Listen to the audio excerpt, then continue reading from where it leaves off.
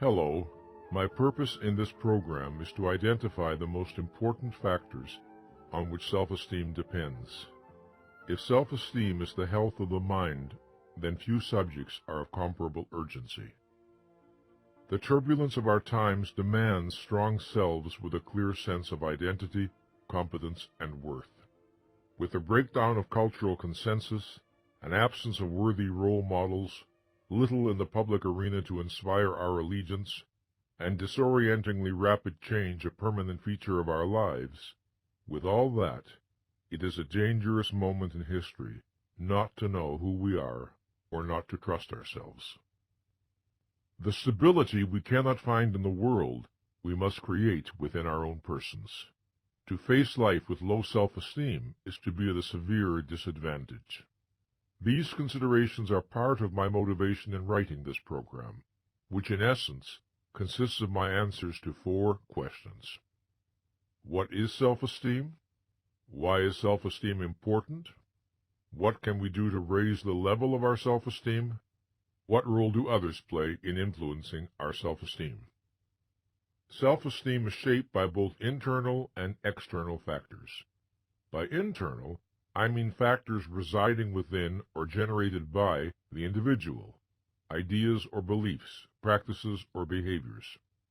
By external, I mean factors in the environment, such as messages verbally or non-verbally transmitted, or experiences evoked by parents, teachers, significant others, organizations, and culture.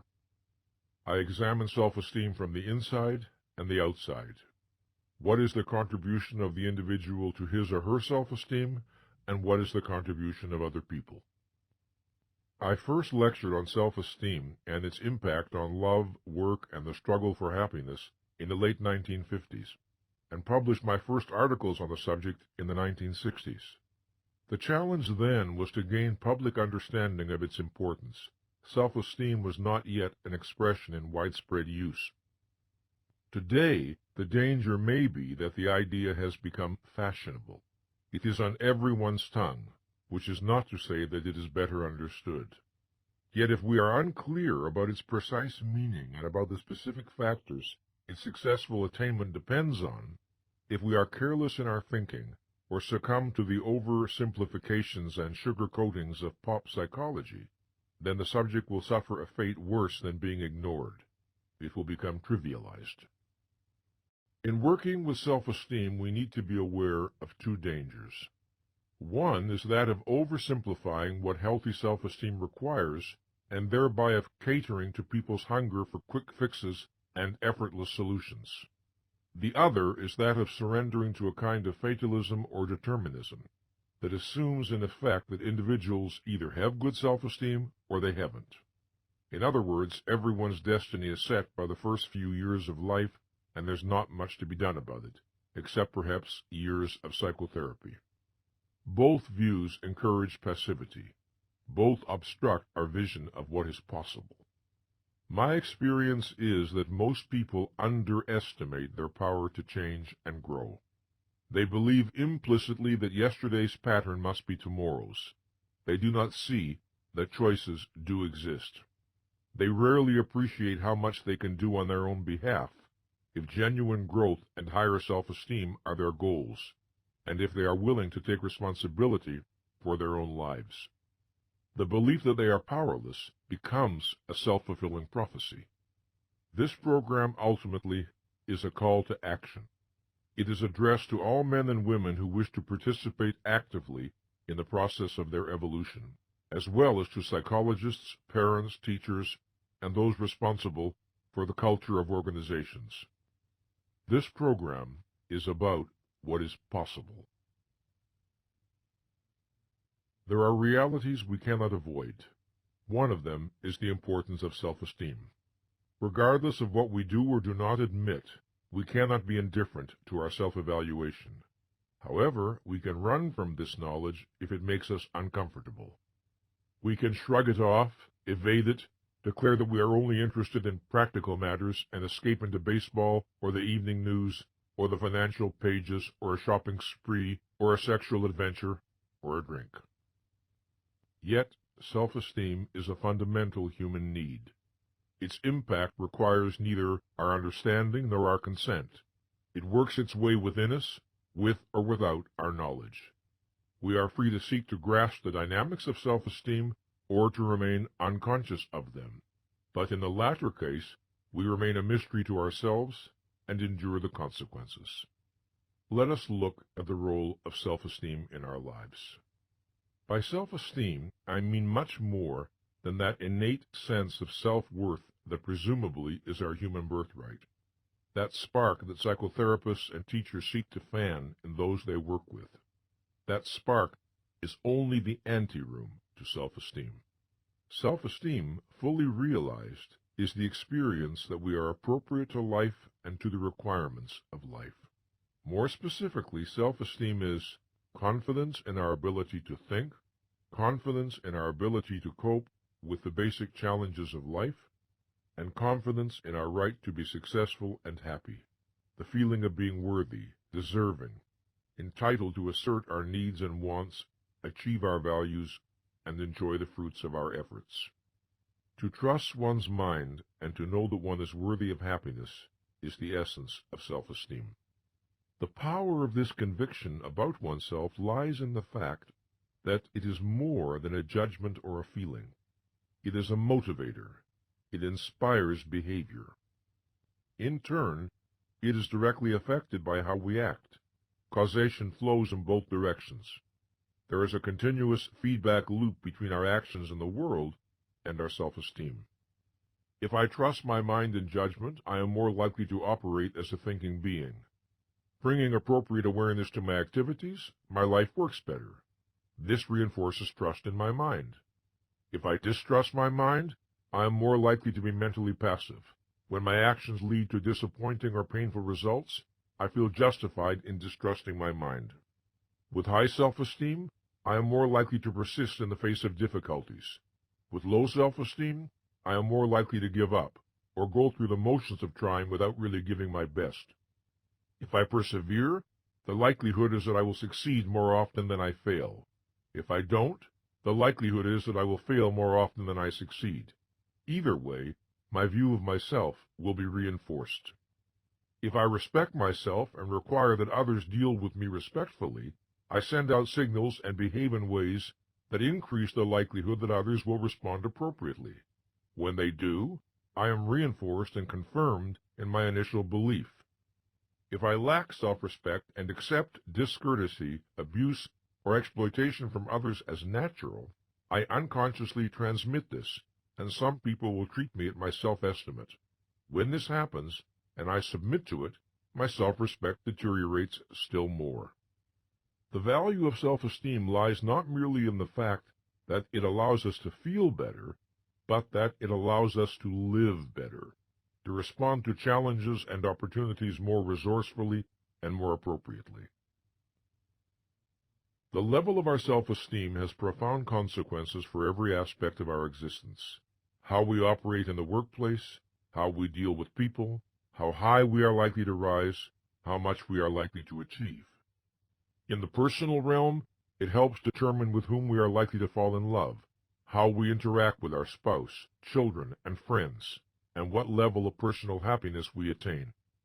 There are positive correlations between healthy self-esteem and a variety of other traits that bear directly on our capacity for achievement and for happiness.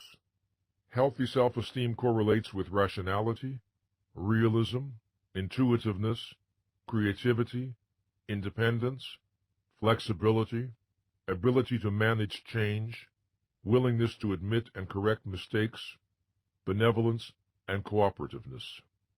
Poor self-esteem correlates with irrationality, blindness to reality, rigidity, fear of the new and unfamiliar, inappropriate conformity or inappropriate rebelliousness, defensiveness, over-compliant or over-controlling behavior, and fear of or hostility toward other people. High self-esteem seeks the challenge and stimulation of worthwhile and demanding goals. Low self-esteem seeks the safety of the familiar and undemanding. The more solid our self-esteem, the better equipped we are to cope with troubles that arise in our personal lives or in our careers. And the quicker we are to pick ourselves up after a fall, the more energy we have to begin anew. The higher our self-esteem, the more ambitious we tend to be, not necessarily in a career or financial sense, but in terms of what we hope to experience in life, emotionally, intellectually, creatively, spiritually. The lower our self-esteem, the less we aspire to, and the less we are likely to achieve. Either path tends to be self-reinforcing and self-perpetuating. The higher our self-esteem, the stronger the drive to express ourselves, reflecting the sense of richness within. The lower our self-esteem, the more urgent the need to quote-unquote prove ourselves, or to forget ourselves by living mechanically and unconsciously. The higher our self-esteem, the more open, honest, and appropriate our communications are likely to be, because we believe our thoughts have value and therefore we welcome rather than fear clarity. The lower our self-esteem, the more muddy, evasive, and inappropriate our communications are likely to be because of uncertainty about our own thoughts and feelings and our anxiety about the listener's response. The healthier our self-esteem, the more inclined we are to treat others with respect, benevolence, goodwill, and fairness, since we do not tend to perceive them as a threat, and since self-respect is the foundation of respect for others. We tend to feel most comfortable, most at home, with persons whose self-esteem level resembles our own.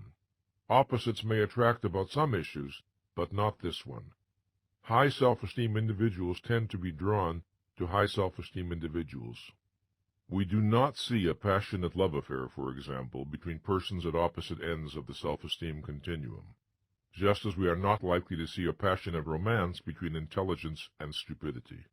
Note that I am speaking of passionate love, not a brief infatuation or sexual episode which can operate by a different set of dynamics.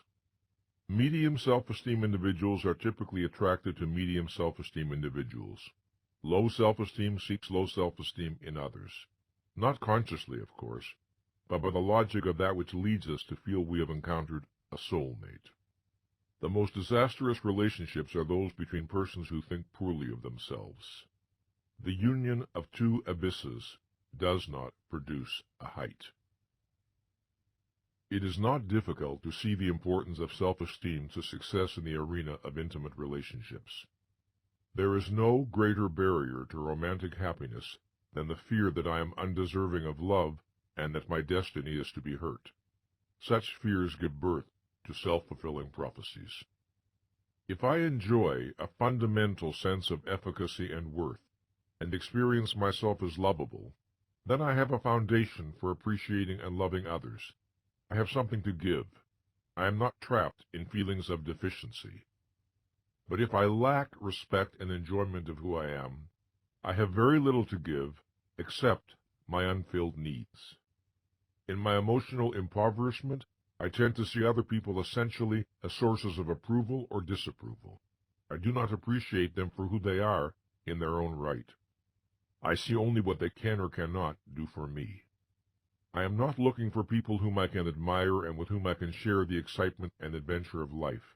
I am looking for people who will not condemn me, and perhaps will be impressed by my persona, the face I present to the world. My ability to love remains undeveloped. We have all heard the observation that, if you do not love yourself, you will be unable to love others. Less well understood is the other half of the story. If I do not feel lovable, it is very difficult to believe that anyone else loves me. If I do not accept myself, how can I accept your love for me? Your warmth and devotion are confusing. They confound my self-concept, since I know I am not lovable. Thus, even if I consciously disown my feelings of being unlovable, even if I insist or try to insist that I am wonderful, my poor self-concept remains deep within to undermine my attempts at relationships.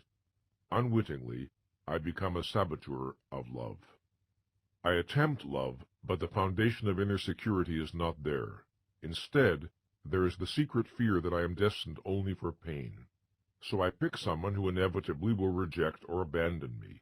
Or, If I pick someone with whom happiness might be possible, I subvert the relationship by demanding excessive reassurances, or by venting irrational possessiveness, or by making catastrophes of small frictions, or by seeking control through subservience or domination, by finding ways to reject my partner before my partner can reject me.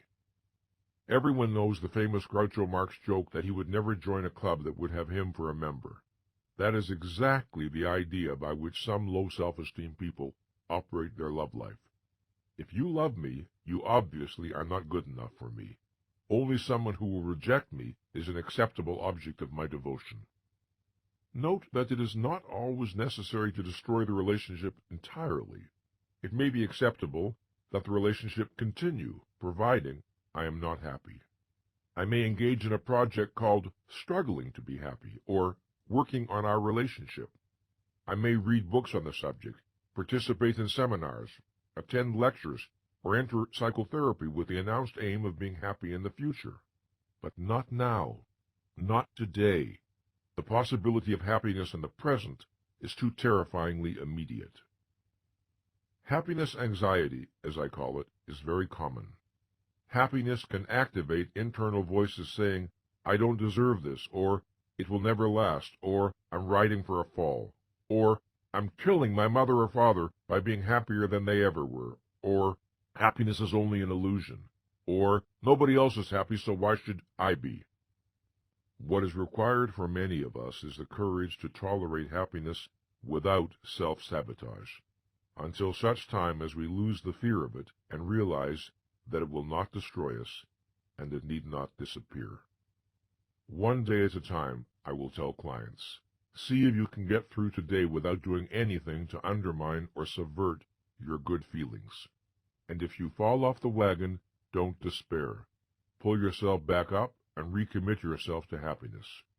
Such perseverance is self-esteem building. Self-esteem creates a set of implicit expectations about what is possible and appropriate to us. These expectations tend to generate the actions that turn them into realities, and the realities confirm and strengthen the original beliefs. Self-esteem, high or low, tends to be a generator of self-fulfilling prophecies. Self-concept is destiny, or more precisely, it tends to be. Our self-concept is who and what we consciously and subconsciously think we are. Our physical and psychological traits, our assets and liabilities, possibilities and limitations, strengths and weaknesses. A self-concept includes our level of self-esteem, but is more global. We cannot understand a person's behavior without understanding the self-concept behind it. People sabotage themselves at the height of their success all the time. They do so when success clashes with their implicit beliefs about what is appropriate to them. It is frightening to be flung beyond the limits of one's idea of who one is. If a self-concept cannot accommodate a given level of success, and if the self-concept does not change, it is predictable that the person will find ways to self-sabotage. Poor self-esteem places us in an adversarial relationship to our well-being. The question is sometimes asked, is it possible to have too much self-esteem? No, it is not, no more than it is possible to have too much physical health, or too powerful an immune system. Sometimes self-esteem is confused with boasting or bragging or arrogance, but such traits reflect not too much self-esteem, but too little. They reflect a lack of self-esteem. Persons of high self-esteem are not driven to make themselves superior to others. They do not seek to prove their value by measuring themselves against a comparative standard. Their joy is in being who they are, not in being better than someone else. I recall reflecting on this issue one day while watching my dog playing in the backyard. She was running about, sniffing flowers, chasing squirrels, leaping into the air, showing a great joy in being. I am sure she was not thinking that she was more glad to be alive than the dog next door. She was simply delighting in her own existence. That image captures something essential of how I understand the experience of healthy self-esteem. People with troubled self-esteem are often uncomfortable in the presence of those with higher self-esteem. They may feel resentful and declare they have too much self-esteem, but what they are really making is a statement about themselves.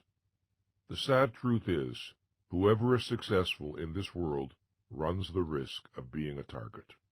People of low achievement often envy and resent people of high achievement. Those who are unhappy often envy and resent those who are happy. And those of low self-esteem sometimes like to talk about the danger of having, as they put it, too much self-esteem. A poor self-esteem does not mean that we will necessarily be incapable of achieving any real values. Some of us may have the talent, energy, and drive to achieve a great deal, in spite of feelings of inadequacy or unworthiness. An example is the highly productive workaholic who is driven to prove his worth to, say, a father who predicted he would always be a loser. But a poor self-esteem does mean that we will be less effective and less creative than we have the power to be, and it means that we will be crippled in our ability to find joy in our achievements. Nothing we do will ever feel like enough. If my aim is to prove I am enough, the project goes on to infinity, because the battle was already lost on the day I conceded the issue was debatable.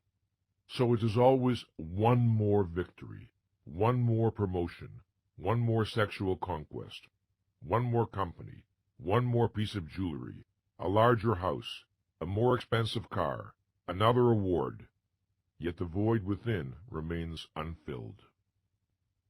In today's culture, some frustrated people who hit this impasse announce that they have decided to pursue a spiritual path and renounce their egos. This enterprise is doomed to failure.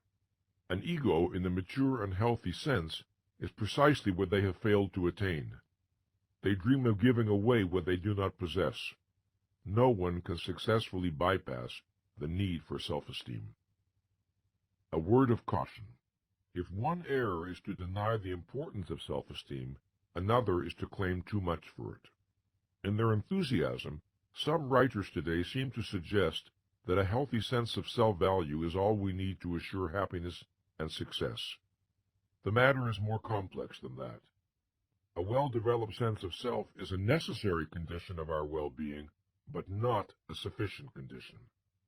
Its presence does not guarantee fulfillment, but its lack guarantees some measure of anxiety, frustration, or despair.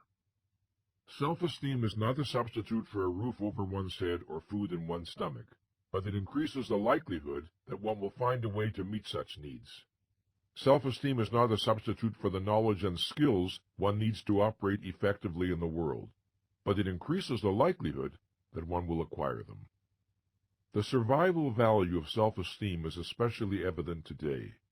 We have reached a moment in history when self-esteem, which has always been a supremely important psychological need, has also become a supremely important economic need. It is the attribute imperative for adaptiveness to an increasingly complex, challenging, and competitive world. In the past few decades, the United States has shifted from a manufacturing society to an information society. We now live in a global economy characterized by rapid change, accelerating scientific and technological breakthroughs, and an unprecedented level of competitiveness. These developments create demands for higher levels of education and training than were required of previous generations. Everyone acquainted with business culture knows this. What is not understood is that these developments also create new demands on our psychological resources. Specifically, these developments ask for a greater capacity for innovation, self-management, personal responsibility, and self-direction. A modern business can no longer be run by a few people who think and many people who just do what they are told.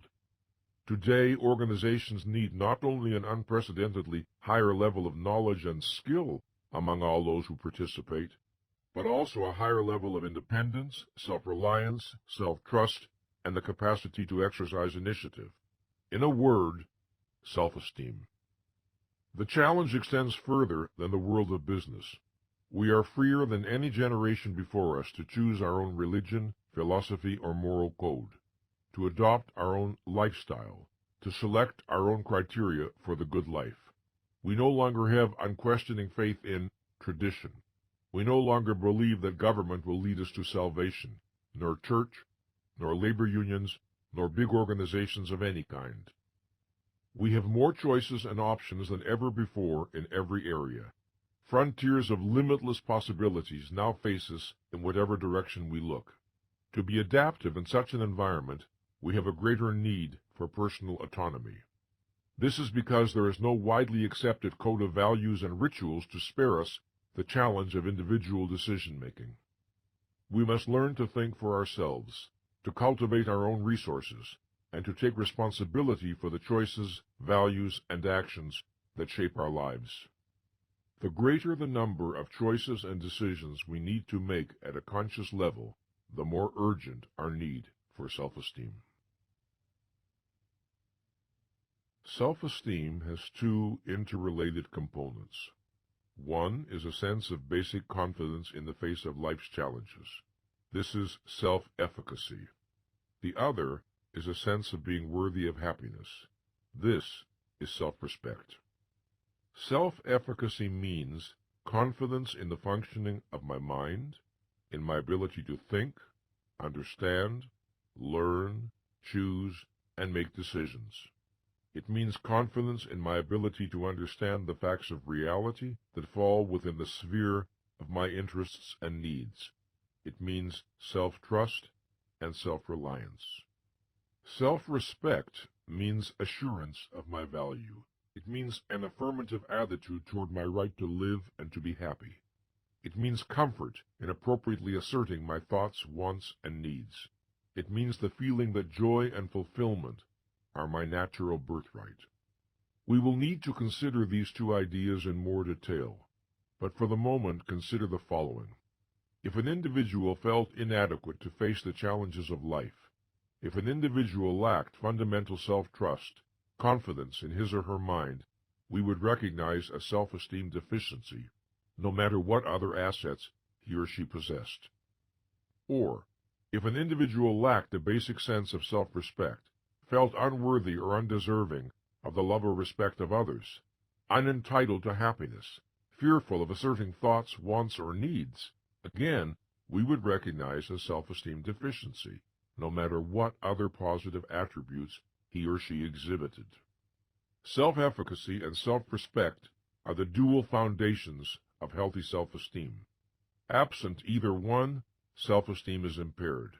They are the defining characteristics of self-esteem. Within a given person, there will be inevitable fluctuations in self-esteem levels, much as there are fluctuations in all psychological states. We need to think in terms of a person's average level of self-esteem. While we sometimes speak of self-esteem as a conviction about oneself, it is more accurate to speak of it as a disposition to experience oneself a particular way. What way? Let me sum it up in a formal, precise definition. Self-esteem is the disposition to experience oneself as competent to cope with the basic challenges of life and as worthy of happiness. Now, the value of a precise definition is that it allows us to distinguish a particular aspect of reality from all others so that we can think about it and work with it with clarity and focus. If we wish to know what self-esteem depends on, how to nurture it in our children, support it in schools, encourage it in organizations, strengthen it in psychotherapy, or develop it in ourselves, we need to know what precisely we are aiming at. We are unlikely to hit a target we cannot see. If our idea of self-esteem is vague, the means we adopt to build it will reflect this vagueness. Am I suggesting that the definition of self-esteem I offer is written in stone and can never be improved on? Not at all. Definitions are contextual. They relate to a given level of knowledge. As knowledge grows, definitions tend to become more precise. I may find a better, clearer, more exact way to capture the essence of the concept during my lifetime, or perhaps someone else may. But within the context of the knowledge we now possess, I can think of no alternative formulation that identifies with more precision the unique aspect of human experience we are exploring. To have high self-esteem, then, is to feel confidently appropriate to life.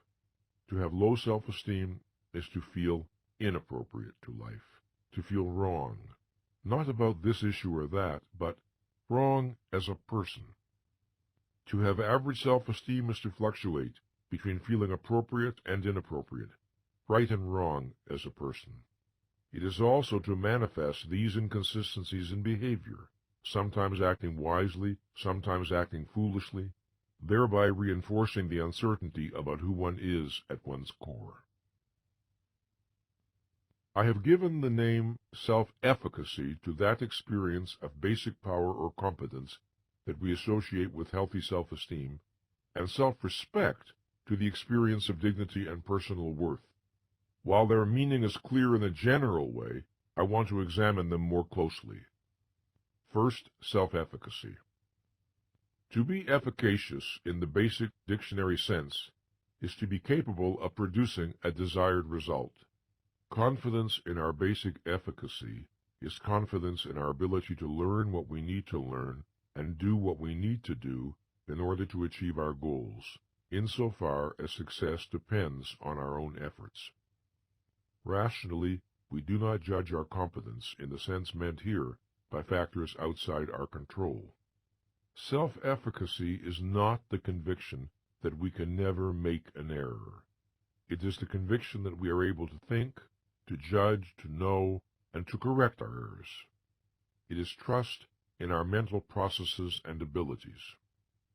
Self-efficacy is not the certainty that we will be able to master any and every challenge that life presents. It is the conviction that we are capable in principle of learning what we need to learn, and that we are committed to doing our rational and conscientious best to master the tasks and challenges entailed by our values. Self-efficacy is deeper than confidence in our specific knowledge and skills based on past successes and accomplishments, although it is clearly nurtured by them. It is confidence in what made it possible for us to acquire knowledge and skills and to achieve successes. It is confidence in our ability to think, confidence in our consciousness and how we choose to use it. Again, it is trust in our processes, and as a consequence, a disposition to expect success for our efforts. The distinction between trust in our processes and trust in some particular area of knowledge is of the highest importance in virtually every sphere of endeavor. In a world in which the total of human knowledge is doubling about every 10 years, our security can rest only on our ability to learn. No one can expect to be equally competent in all areas, and no one needs to be. Our interests, values, and circumstances determine the areas in which we are likely to concentrate. Now let's consider the second component of self-esteem, self-respect. Just as self-efficacy entails the expectation of success as natural, so self-respect entails the expectation of friendship, love, and happiness as natural, as a result of who we are and what we do. We can isolate the two components conceptually for the sake of analysis, but in the reality of our daily experience they constantly overlap and involve each other. Self-respect is the conviction of our own value. It is not the delusion that we are perfect or superior to everyone else. It is not comparative or competitive at all. It is the conviction that our life and well-being are worth acting to support, protect, and nurture, that we are good and worthwhile and deserving of the respect of others, and that our happiness and personal fulfillment are important enough to work for. To appreciate why our need for self-respect is so urgent, consider this. To live successfully, we need to pursue and achieve values. To act appropriately, we need to value the beneficiary of our actions. We need to consider ourselves worthy of the rewards of our actions. Absent this conviction, we will not know how to take care of ourselves, protect our legitimate interests, satisfy our needs, or enjoy our own achievements. Thus, our experience of self-efficacy also will be impaired. If we respect ourselves, we tend to act in ways that confirm and reinforce this respect, such as requiring others to deal with us appropriately. If we wish to raise the level of our self-respect, we need to act in ways that will cause it to rise, and this begins with a commitment to the value of our own person. The need to see ourselves as good is the need to experience self-respect. It emerges very early. As we develop from childhood, we progressively become aware of the power to choose our actions. We become aware of our responsibility for the choices we make. We acquire our sense of being a person. We experience a need to feel that we are right as a person, right in our characteristic way of functioning. This is the need to feel that we are good. The level of our self-esteem is not set once and for all in childhood. It can grow as we mature, or it can deteriorate. There are people whose self-esteem was higher at the age of 10 than at the age of 60, and the reverse is also true. Self-esteem can rise and fall and rise again over the course of a lifetime. Mine certainly has. I can think back over my history and observe changes in the level of my self-esteem that reflect choices I made in the face of particular challenges. I can recall instances when I made choices I am proud of and others I bitterly regret, choices that strengthened my self-esteem and others that lowered it. We all can. With regard to choices that lower self-esteem, I think of times when I was unwilling to see what I saw and know what I knew, times when I needed to raise awareness and instead I lowered it, times when I needed to examine my feelings and instead I disowned them, times when I needed to announce a truth and instead I clung to silence, times when I needed to walk away from a relationship that was harming me and instead I struggled to preserve it, times when I needed to stand up for my deepest feelings and assert my deepest needs, and instead I waited for a miracle to deliver me.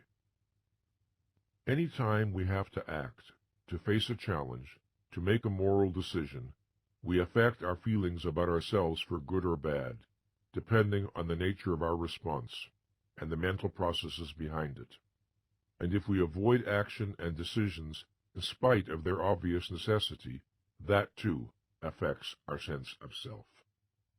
Our need for self-esteem is the need to know we are functioning as our life and well-being require. What does self-esteem look like? There are some fairly simple and direct ways in which self-esteem manifests itself in ourselves and in others. None of these items taken in isolation is a guarantee, but when all are present together, self-esteem seems certain.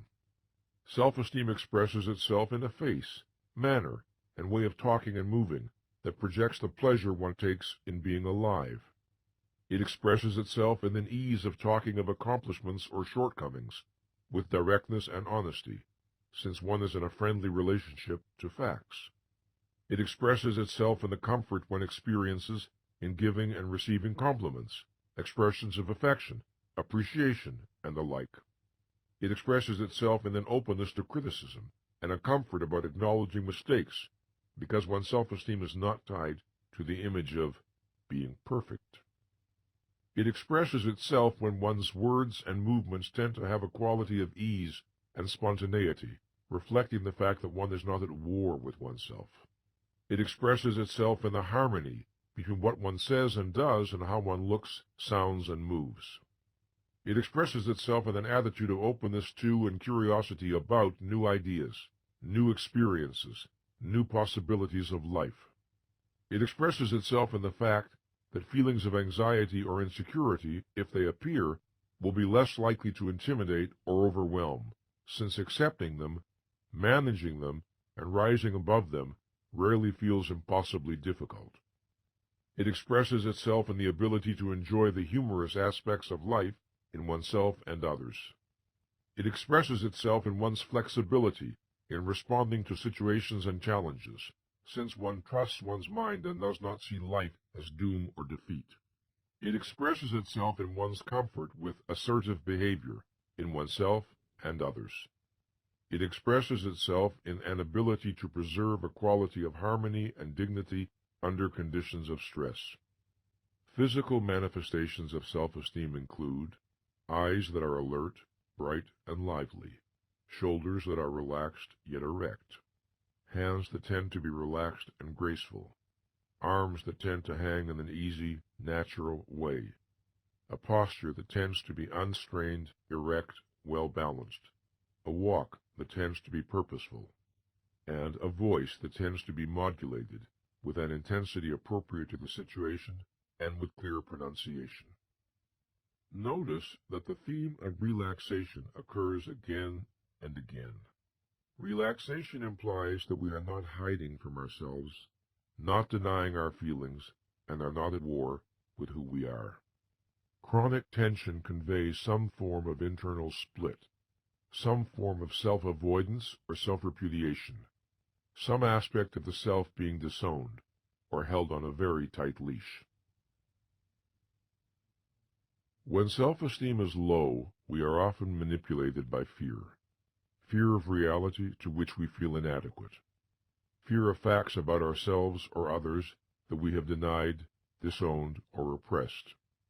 Fear of the collapse of our pretenses. Fear of exposure. Fear of the humiliation of failure and sometimes the responsibilities of success. We live more to avoid pain than to experience joy.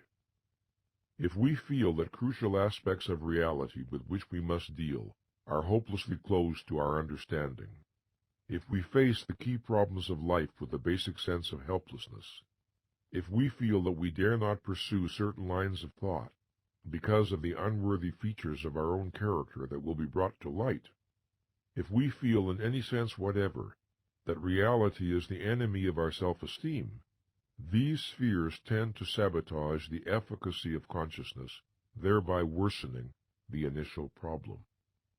If we face the basic problems of life with an attitude of, "Who am I to know? Who am I to decide?" or "It is dangerous to be conscious," or "It's futile to try to think or understand," we are undercut at the outset.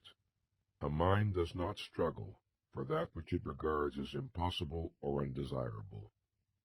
If low self-esteem dreads the unknown and unfamiliar, high self-esteem seeks new frontiers. If low self-esteem avoids challenges, high self-esteem desires and needs them. If low self-esteem looks for a chance to be absolved, high self-esteem looks for an opportunity to admire. In these opposite principles of motivation, we have a guide to the health of the mind or spirit. We can say that an individual is healthy to the extent that the basic principle of motivation is that of motivation by confidence. The degree of motivation by fear is the measure of underdeveloped self-esteem. Sometimes we see people who enjoy worldly success, are widely esteemed, or who have a public veneer of assurance, and yet are deeply dissatisfied, anxious, or depressed. They may project the appearance of self-efficacy and self-respect. They may have the persona of self-esteem, but they do not possess the reality. How might we understand them? We have noted that to the extent we fail to develop authentic self-esteem, the consequence is varying degrees of anxiety, insecurity, and self-doubt. This is the sense of being, in effect, inappropriate to existence. Of course, no one thinks of it in those terms. Perhaps instead one thinks, something is wrong with me, or I'm lacking something essential. This state tends to be painful, and because it is painful, we are often motivated to evade it, to deny our fears, rationalize our behavior, and create the appearance of a self-esteem we do not possess. We may develop what I have called pseudo-self-esteem. Pseudo-self-esteem is the illusion of self-efficacy and self-respect without the reality. It is a self-protective device to diminish anxiety and to provide a spurious sense of security, a device to assuage our need for authentic self-esteem while allowing the real causes of its lack to remain unexamined. Nothing is more common than to pursue self-esteem by means that will not and cannot work. Instead of seeking self-esteem through consciousness, responsibility, and integrity, we may seek it through popularity, material acquisitions, or sexual exploits. Instead of valuing personal authenticity, we may value belonging to the right clubs, or the right church, or the right political party. Instead of seeking self-respect through honesty, we may seek it through philanthropy. I must be a good person. I do good works. Instead of striving for the true power of competence, we may pursue the so-called power of manipulating or controlling other people. The possibilities for self-deception are almost endless. Self-esteem is an intimate experience. It resides in the core of one's being. It is what I think and feel about myself, not what someone else thinks or feels about me. This simple fact can hardly be overemphasized. I can be loved by my family, my mate, and my friends, and yet not love myself. I can be admired by my associates, and yet regard myself as worthless. I can project an image of assurance and poise that fools almost everyone, and yet secretly tremble with a sense of my inadequacy. I can fulfill the expectations of others, and yet fail my own. I can win every honor, and yet feel I have accomplished nothing. I can be adored by millions, and yet wake up each morning with a sickening sense of fraudulence and emptiness. The tragedy of many people's lives is that they look for self-esteem in every direction except within, and so they fail in their search. The ultimate source of self-esteem is and can only be internal, in what we do, not what others do. When we seek it in externals, we invite tragedy. I do not wish to suggest that a psychologically healthy person is unaffected by the feedback he or she receives from others. We are social beings, and others certainly contribute to our self-perceptions. But there are immense differences among people in the relative importance to their self-esteem of the feedback they receive. Persons for whom it is almost the only factor of importance, and persons for whom the importance is a good deal less. This is merely another way of saying there are immense differences among people in the degree of their autonomy. Having worked for many years with persons who are unhappily preoccupied with the opinions of others, I am persuaded that the most effective means of liberation is by raising the level of consciousness one brings to one's own experience. The more one turns up the volume on one's inner signals, the more external signals tend to recede into proper balance. This entails learning to listen to the body, learning to listen to the emotions, and learning to think for oneself. What must an individual do to generate and sustain self-esteem? What patterns of actions must be adopted? What is the responsibility of you and me as adults? In answering these questions, we develop a standard by which to answer the questions, what must a child learn to do if he or she is to enjoy self-esteem? What is the desirable path of childhood development? And also, what practices should caring parents and teachers seek to evoke, stimulate, and support self-esteem in children? In approaching the roots of self-esteem, why do we put our focus on practices, that is, on mental or physical actions? The answer is that every value pertaining to life requires action to be achieved, sustained, or enjoyed. We pursue and maintain our values in the world through action. It is a person's actions that are decisive. What determines the level of self-esteem is what the individual does within the context of his or her knowledge and values. And since action in the world is a reflection of action within the mind of the individual, it is ultimately the internal processes that are crucial. We shall see that the 6 pillars of self-esteem, the practices indispensable to the health of the mind and the effective functioning of the person, are all operations of consciousness. All involve choices. They are choices that confront us every hour of our existence. Note that practice, the term practice, implies a discipline of acting in a certain way over and over again consistently. It is not action by fits and starts, or even an appropriate response to a crisis. Rather, it is a way of operating day by day in big issues and small, a way of behaving that is also a way of being. Since self-esteem is a consequence, a product of internally generated practices, we cannot work on self-esteem directly, neither our own nor anyone else's. We must address ourselves to the source. If we understand what these internal practices are, we can commit to initiating them within ourselves and to dealing with others in such a way as to facilitate or encourage them to do likewise. To encourage self-esteem in the schools or in the workplace, for instance, is to create a climate that supports and reinforces the practices that strengthen self-esteem. What then does healthy self-esteem depend on? What are the practices of which I speak? I will name 6 that are demonstrably crucial. I call them the 6 pillars of self-esteem. It will not be difficult to see why any improvements in these practices generate unmistakable benefits. Once we understand these practices, we have the power to choose them, to work on integrating them into our way of life. The power to do so is the power to raise the level of our self-esteem, from whatever point we may be starting, and however difficult the project may be in the early stages. One does not have to attain perfection in these practices. One only needs to raise one's average level of performance to experience growth in self-efficacy and self-respect.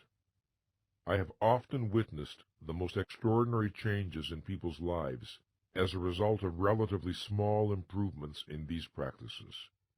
In fact, I encourage clients to think in terms of small steps rather than big ones, because big ones can intimidate and paralyze. Small ones seem more attainable, and one small step leads to another. Here are the 6 pillars of self-esteem. 1. The practice of living consciously. 2. The practice of self-acceptance. 3. The practice of self-responsibility. 4. The practice of self-assertiveness. 5. The practice of living purposefully. 6. The practice of personal integrity. Let's now examine each of them in turn. The first pillar of self-esteem is the practice of living consciously. In virtually all of the great spiritual and philosophical traditions of the world, there appears some form of the idea that most human beings are sleepwalking through their own existence. Enlightenment is identified with waking up. Evolution and progress are identified with an expansion of consciousness. Why is consciousness so important? Because for all species that possess it, consciousness is the basic tool of survival. It is the ability to be aware of the environment in some form, at some level, and to guide action accordingly. I use consciousness here in its primary meaning, that is, the state of being conscious or aware of some aspect of reality. To the distinctively human form of consciousness, with its capacity for concept formation and abstract thought, we give the name mind. We are beings for whom consciousness at the conceptual level is volitional. This means that the design of our nature contains some extraordinary options, that of seeking awareness, or not bothering, or actively avoiding it, that of seeking truth, or not bothering, or actively avoiding it, that of focusing our mind, or not bothering, or choosing to drop to a lower level of consciousness. This capacity for self-management is our glory and at times our burden. If we do not bring an appropriate level of consciousness to our activities, if we do not live mindfully, the inevitable penalty is a diminished sense of self-efficacy and self-respect. We cannot feel competent and worthy while conducting our lives in a mental fog. Our mind is our basic tool of survival. Betray it, and self-esteem suffers. Through the thousands of choices we make between thinking and non-thinking, being responsible toward reality or evading it, we establish a sense of the kind of person we are. Consciously, we rarely remember these choices, but deep in our psyche they are added up, and the sum is that experience we call self-esteem. Self-esteem is the reputation we acquire with ourselves. We are not all equal in intelligence, but intelligence is not the issue. The principle of living consciously is unaffected by degrees of intelligence. To live consciously means to seek to be aware of everything that bears on our actions, purposes, values, and goals. Seek to the best of our ability, whatever that ability may be, and then to behave in accordance with that which we see and know. This last point bears emphasis. Consciousness that is not translated into appropriate action is a betrayal of consciousness. Living consciously means more than seeing and knowing. It means acting on what one sees and knows. Thus, I can recognize that I have been unfair and hurtful to my child, or my spouse, or my friend, and I need to make amends. But I don't want to admit I made a mistake, so I procrastinate, claiming that I am still thinking about the situation. This is the opposite of living consciously. At a fundamental level, it is an avoidance of consciousness. Living consciously is living responsibly toward reality. We do not necessarily have to like what we see, but we recognize that wishes or fears or denials do not alter facts. If I desire a new outfit, but need the money for rent, my desire does not transform reality and make the purchase rational. If a statement is true, my denying it will not make it false. When we live consciously, we do not confuse the subjective with the objective. We do not imagine that our feelings are an infallible guide to truth. We can learn from our feelings, to be sure, and they may even point us in the direction of important facts, but this will entail the participation of reason. Let us look more closely at what the practice of living consciously includes.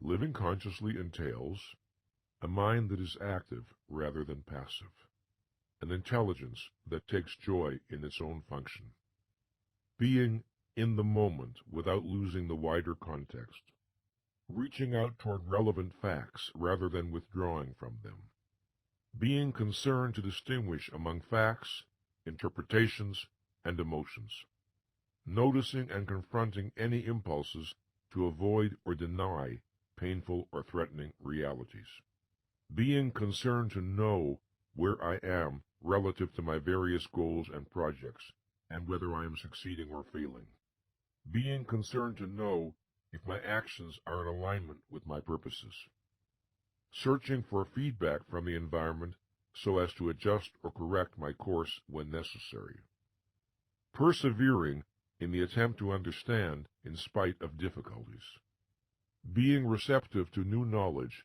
and willing to re-examine old assumptions, being willing to see and correct mistakes, seeking always to expand awareness, a commitment to learning, and therefore a commitment to growth as a way of life, a concern to understand the world around me, a concern to know not only external reality, but also internal reality, the reality of my needs, feelings, aspirations, and motives, so that I am not a stranger or a mystery to myself. A concern to be aware of the values that move and guide me, as well as their roots, so that I am not ruled by values I have irrationally adopted or uncritically accepted from others. All of us can look back over our life and think of times when we did not bring to some concern as much consciousness as was needed. We tell ourselves, if only I had thought more, if only I hadn't been so impulsive, If only I had checked the facts more carefully. I think of my first marriage when I was 22 years old. I think of all the signs that we were making a mistake, the numerous conflicts between us, the incompatibilities in some of our values, the ways in which at the core we were not each other's type. Why then did I proceed? Because of our shared commitment to certain ideas and ideals? Because of sexual attraction? Because I desperately wanted to have a woman in my life? Because she was the first person from whom I did not feel alienated, and I lacked confidence that another would come along? Because I naively imagined that marriage could solve all the problems between us? There were reasons, to be sure. Still, if someone had said to me, or if I had somehow thought to say to myself, if you were to bring a higher level of consciousness to your relationship with Barbara and to do so steadily, day after day, what do you suppose might happen? If I had said that, I have to wonder what I might have been led to come to grips with. To a mind that is receptive, so simple yet provocative a question can have astonishing potency. The fact was, I examined neither the feelings driving me toward marriage nor the feelings signaling danger. I did not confront the logical and obvious questions. Why marry now? Why not wait until more is resolved between you? And because of what I did not do, my self-esteem suffered a subtle wound, although it would be years before I fully understood this. There is an exercise that I give to therapy clients today that I wish I had known about then. The course of my life over the next decade or so might have been different if for 2 weeks I'd sat at my desk each morning and wrote the following incomplete sentence in my notebook. If I bring a higher level of consciousness to my relationship with Barbara, if I had then written 6 to 10 endings as rapidly as I could, without rehearsing, censoring, planning, or thinking, I would have found myself making more and more conscious, explicit, and inescapable all the deep reservations I had about this relationship, as well as my process of avoidance and denial. I have given this exercise to clients who are confused or conflicted about some relationship, and the result almost invariably is major clarification. Sometimes the relationship radically improves, sometimes it ends. Had I known to use this technique, I would have had to face the fact that loneliness was driving me more than admiration. If Barbara had done a similar exercise, she would have realized that she was no more rational than I in what we were preparing to do. Whether we would have had the courage and wisdom to stay at this higher level of awareness is something I can only speculate about now.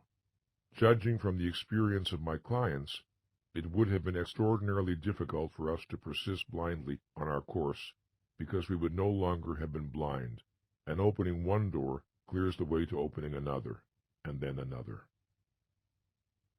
In the course of this program, I will give you suggestions for sentence completion exercises. Sentence completion work is a deceptively simple, yet uniquely powerful tool for raising self-understanding, self-esteem, and personal effectiveness. It rests on the premise that all of us have more knowledge than we normally are aware of. Sentence completion is a tool for accessing and activating these hidden resources. The essence of this procedure is to write an incomplete sentence, called a stem sentence, and to keep adding different endings to it. The sole requirement is that each ending be a grammatical completion of the sentence. We want a minimum of 6 endings, and 10 is plenty. There are 2 ways to approach this. You may want to have a pen and paper handy and do these exercises in the course of the program as you hear them, or you may want to first listen to the tape in its entirety to get the overall flow, then return to the exercises at your leisure. Do whatever works best for you. Here's what's important. Work as rapidly as possible. No pauses to quote-unquote think. No worrying if any particular ending is true, reasonable, or significant. Any ending is fine. Just keep going. When doing sentence completion this way, we work with a notebook, typewriter, or computer. An alternative is to do the sentence completions into a tape recorder. in which case you keep repeating the stem sentence into a recorder, each time completing it with a different ending. You play the work back later to reflect on it. How might we use the technique to facilitate the process of learning to live more consciously? First thing in the morning, before proceeding to the day's business, sit down and write the following sentence stem. Living consciously to me means. Then, as rapidly as possible, without pausing for reflection, write at least half a dozen endings for that. Do not worry if your endings are literally true, make sense, or are profound. Write anything, but write something. A minimum of 6, 10 is plenty. As an example of how it might go, perhaps you'll write, living consciously to me means really listening to my children, being in the present, remembering the things I've got to do today, noticing the emotional mood of my spouse and children, thinking about the consequences of my actions, thinking about my choices and decisions before I translate them into action, noticing how I'm affected by things people say or do, noticing how other people are affected by things I say or do, and so on. When you're done, go on to the next stem, which is, if I bring 5% more awareness to my activities today, and when you've done that, go on to this stem.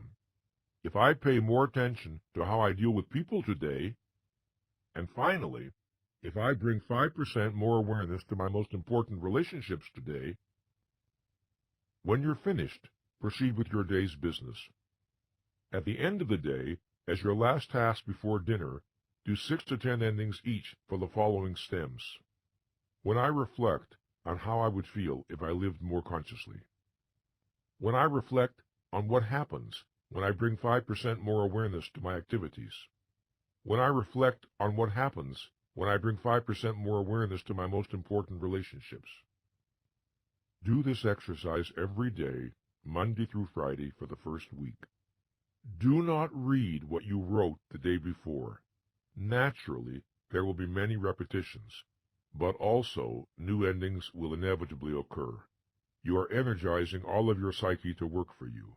An average session should not take longer than 10 minutes. If it takes much longer, you are thinking too much. Sometime each weekend, reread what you have written for the week, and then write a minimum of 6 endings for this stem. If any of what I have been writing this week is true, it might be helpful if In doing this work, the ideal is to empty your mind of any expectations concerning what will happen or what is supposed to happen.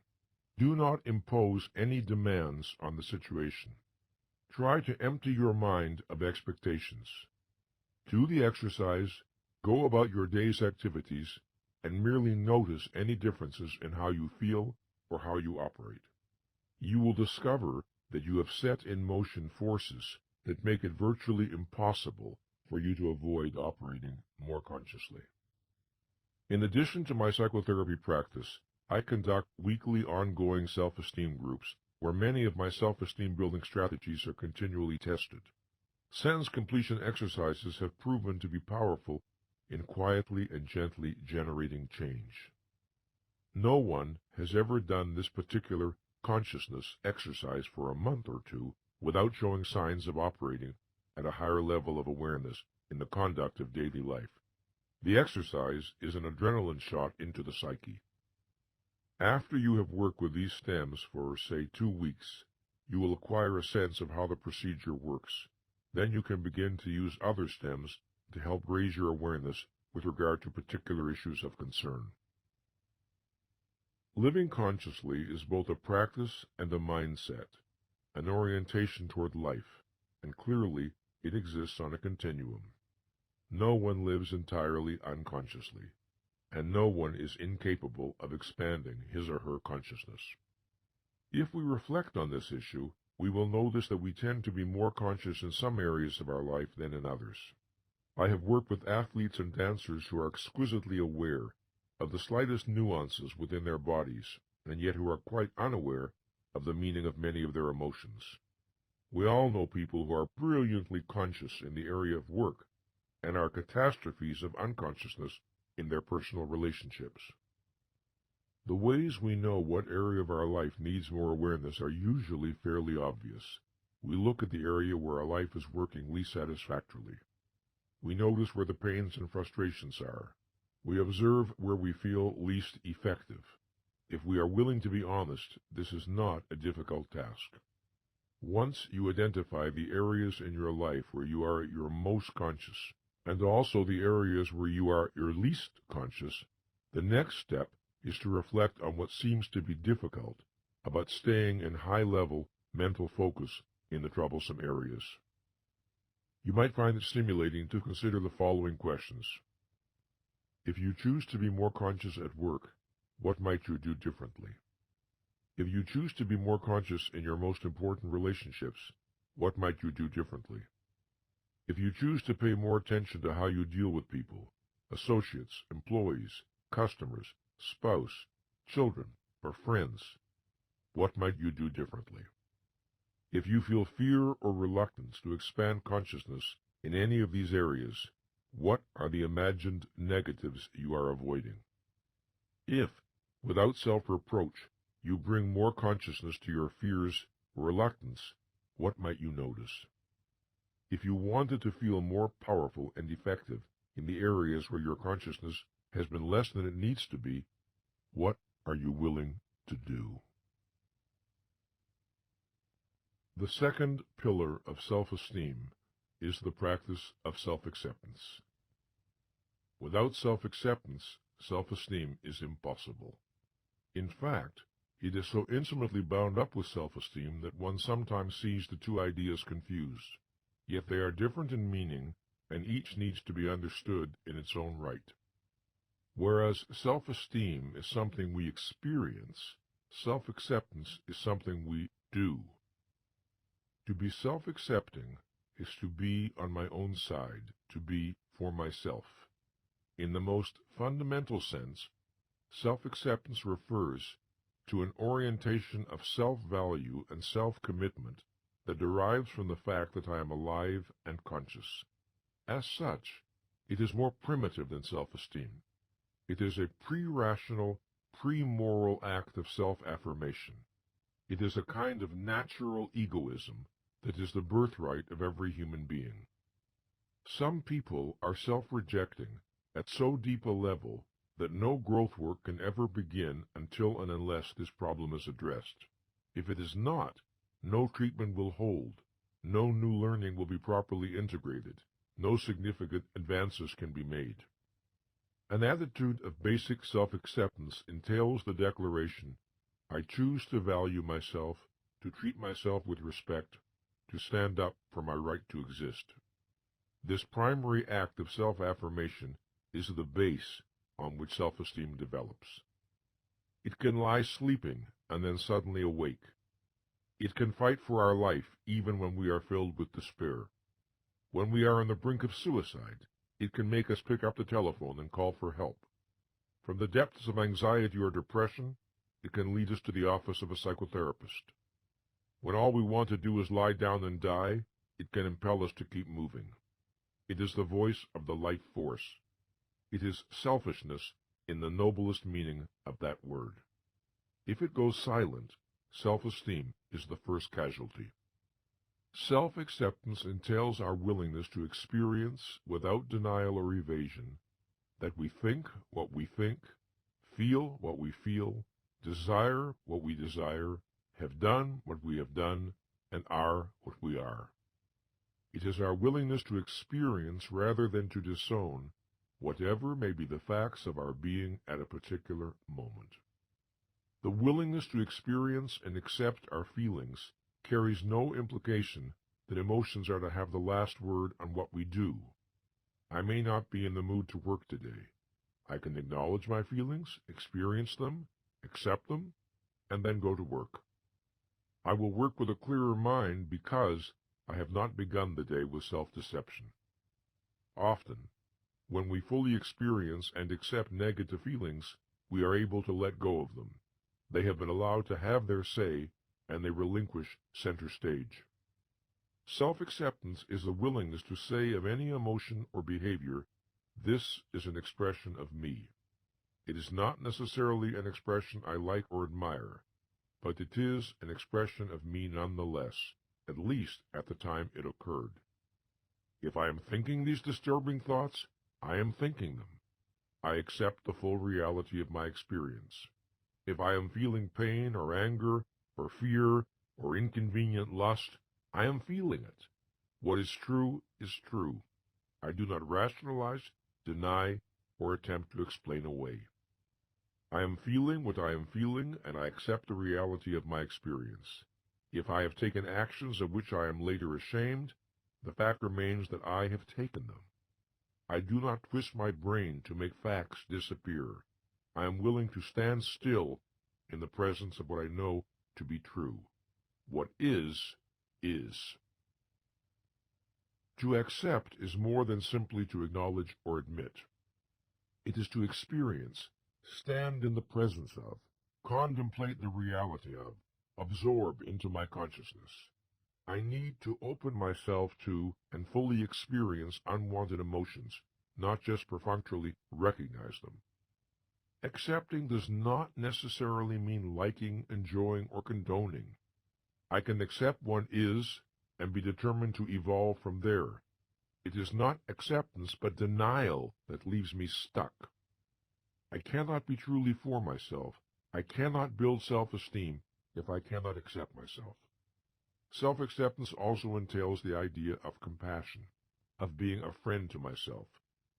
Suppose I have done something that I regret, or of which I am ashamed, and for which I reproach myself. Self-acceptance does not deny reality, does not argue that what is wrong is really all right, but it inquires into the context in which the action was taken. It wants to understand the why. It wants to know why something that is wrong or inappropriate felt desirable, or appropriate, or even necessary at the time. We do not understand another human being when we know only that what he or she did is wrong, unkind, destructive, or whatever. We need to know the internal considerations that prompted the behavior. There is always some context in which the most offensive actions can have their own kind of sense. This does not mean they are justified, only that they can be understandable. I can condemn some action I have taken and still have compassionate interest in the motives that prompted it. I can still be a friend to myself. This has nothing to do with alibying, rationalizing, or avoiding responsibility. A good friend might say to me, "This was unworthy of you. Now tell me, what made it feel like a good idea, or at least a defensible one?" This, too, is what I can say to myself.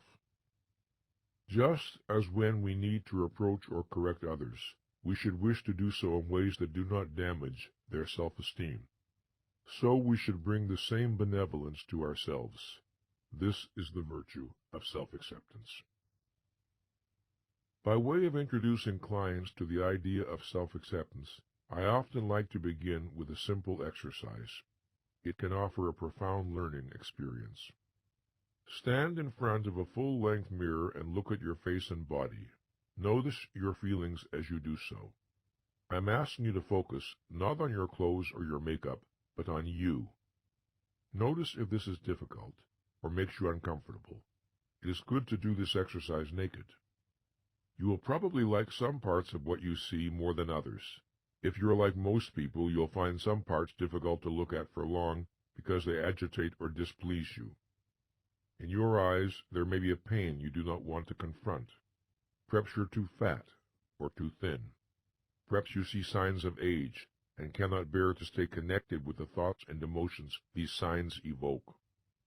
So, the impulse is to escape, to flee from awareness, to reject, deny, disown aspects of yourself. Stay focused on your image in the mirror a few moments longer and say to yourself, "Whatever my defects or imperfections, I accept myself unreservedly and completely." Stay focused, breathe deeply, and say this over and over again for a minute or two without rushing the process. Allow yourself fully to experience the meaning of your words. You may find yourself protesting, "But I don't like certain things about my body, so how could I accept them unreservedly and completely?" But remember, accepting does not necessarily mean liking. Accepting does not mean we cannot imagine or wish for changes or improvements. It means experiencing without denial or avoidance that a fact is a fact. In this case, it means accepting that the face and body in the mirror are your face and body, and they are what they are. Even though you may not like or enjoy everything you see when you look in the mirror, you are still able to say, right now, that's me. And I don't deny the fact, I accept it. That is respect for reality. When clients commit to do this exercise for 2 minutes every morning and again every night for 2 weeks, they soon begin to experience the relationship between self-acceptance and self-esteem. That relationship is a mind that honors sight, honors itself. But more than that, how can self-esteem not suffer if we are in a rejecting relationship to our own physical being? Is it realistic to imagine that we can love ourselves while despising what we see in the mirror?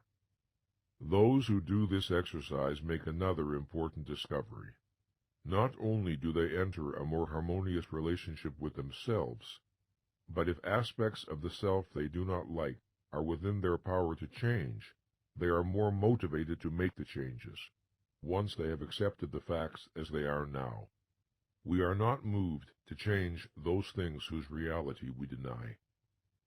What about those things we cannot change? Well, when we accept them, we grow stronger and more centered. When we curse and protest them, we disempower ourselves.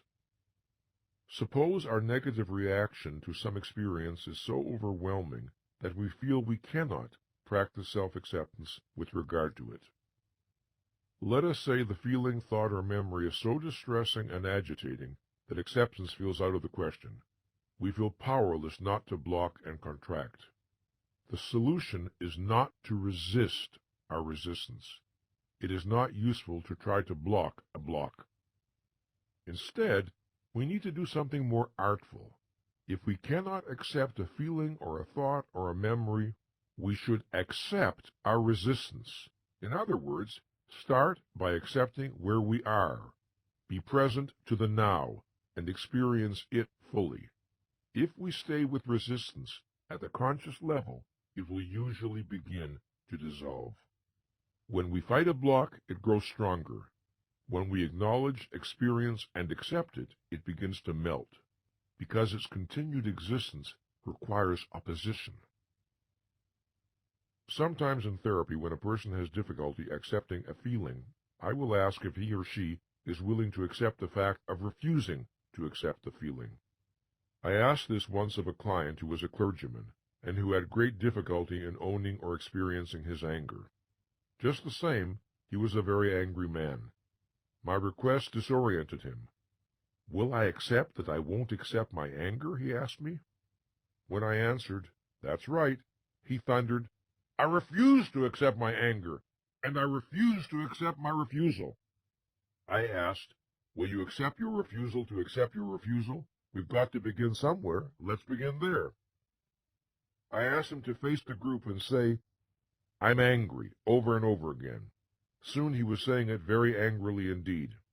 Then I had him say, "I refuse to accept my anger," which he shouted with escalating vigor. Then I had him say, "I refuse to accept my refusal to accept my anger," which he plunged into ferociously.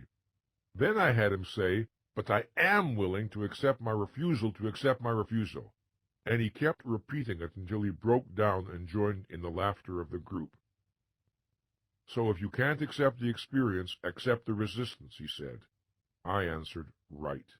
And if you can't accept the resistance, accept your resistance to accepting the resistance. Eventually, you'll arrive at the point you can accept. Then you can move forward from there."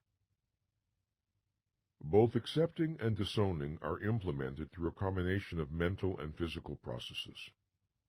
The act of experiencing and accepting our emotions is implemented through, first, focusing on the feeling or emotion, then breathing gently and deeply, allowing muscles to relax, allowing the feeling to be felt, and finally, making real that this is my feeling. This is what we call owning it. In contrast, we deny and disown our emotions through, first, avoiding awareness of their reality, then, constricting our breathing and tightening our muscles to cut off or numb the feeling, and finally, disassociating ourselves from our own experience. We typically encounter two fallacious assumptions when people have difficulty with the idea of self-acceptance. One is the belief that if we accept who and what we are, we must approve of everything about us. The other is the belief that if we accept who and what we are indifferent to change or improvement. But of course the question is, if we cannot accept what is, where will we find the motivation to improve? If we deny and disown what is, how will we be inspired to grow? There is a paradox here. Acceptance of what is the precondition of change, and denial of what is leaves me stuck in it. Let's try some sentence completion exercises designed to facilitate self-acceptance. Each morning, write 6 to 10 endings for the following sentence stems as rapidly as possible. Again, do not worry if your endings are literally true, make sense, or are profound. Self-acceptance to me means, if I am more accepting of my body, when I deny and disown my body, if I am more accepting of my conflicts. That's all. When you're finished, proceed with your day's business. In the evening, do 6 to 10 endings each for the following stems. When I deny or disown my conflicts, if I am more accepting of my feelings, when I deny and disown my feelings, if I am more accepting of my thoughts, when I deny and disown my thoughts. Do this exercise every day, Monday through Friday. On the weekend, read over what you have written and then write 6 to 10 endings for this stem. If any of what I have been writing this week is true, it might be helpful if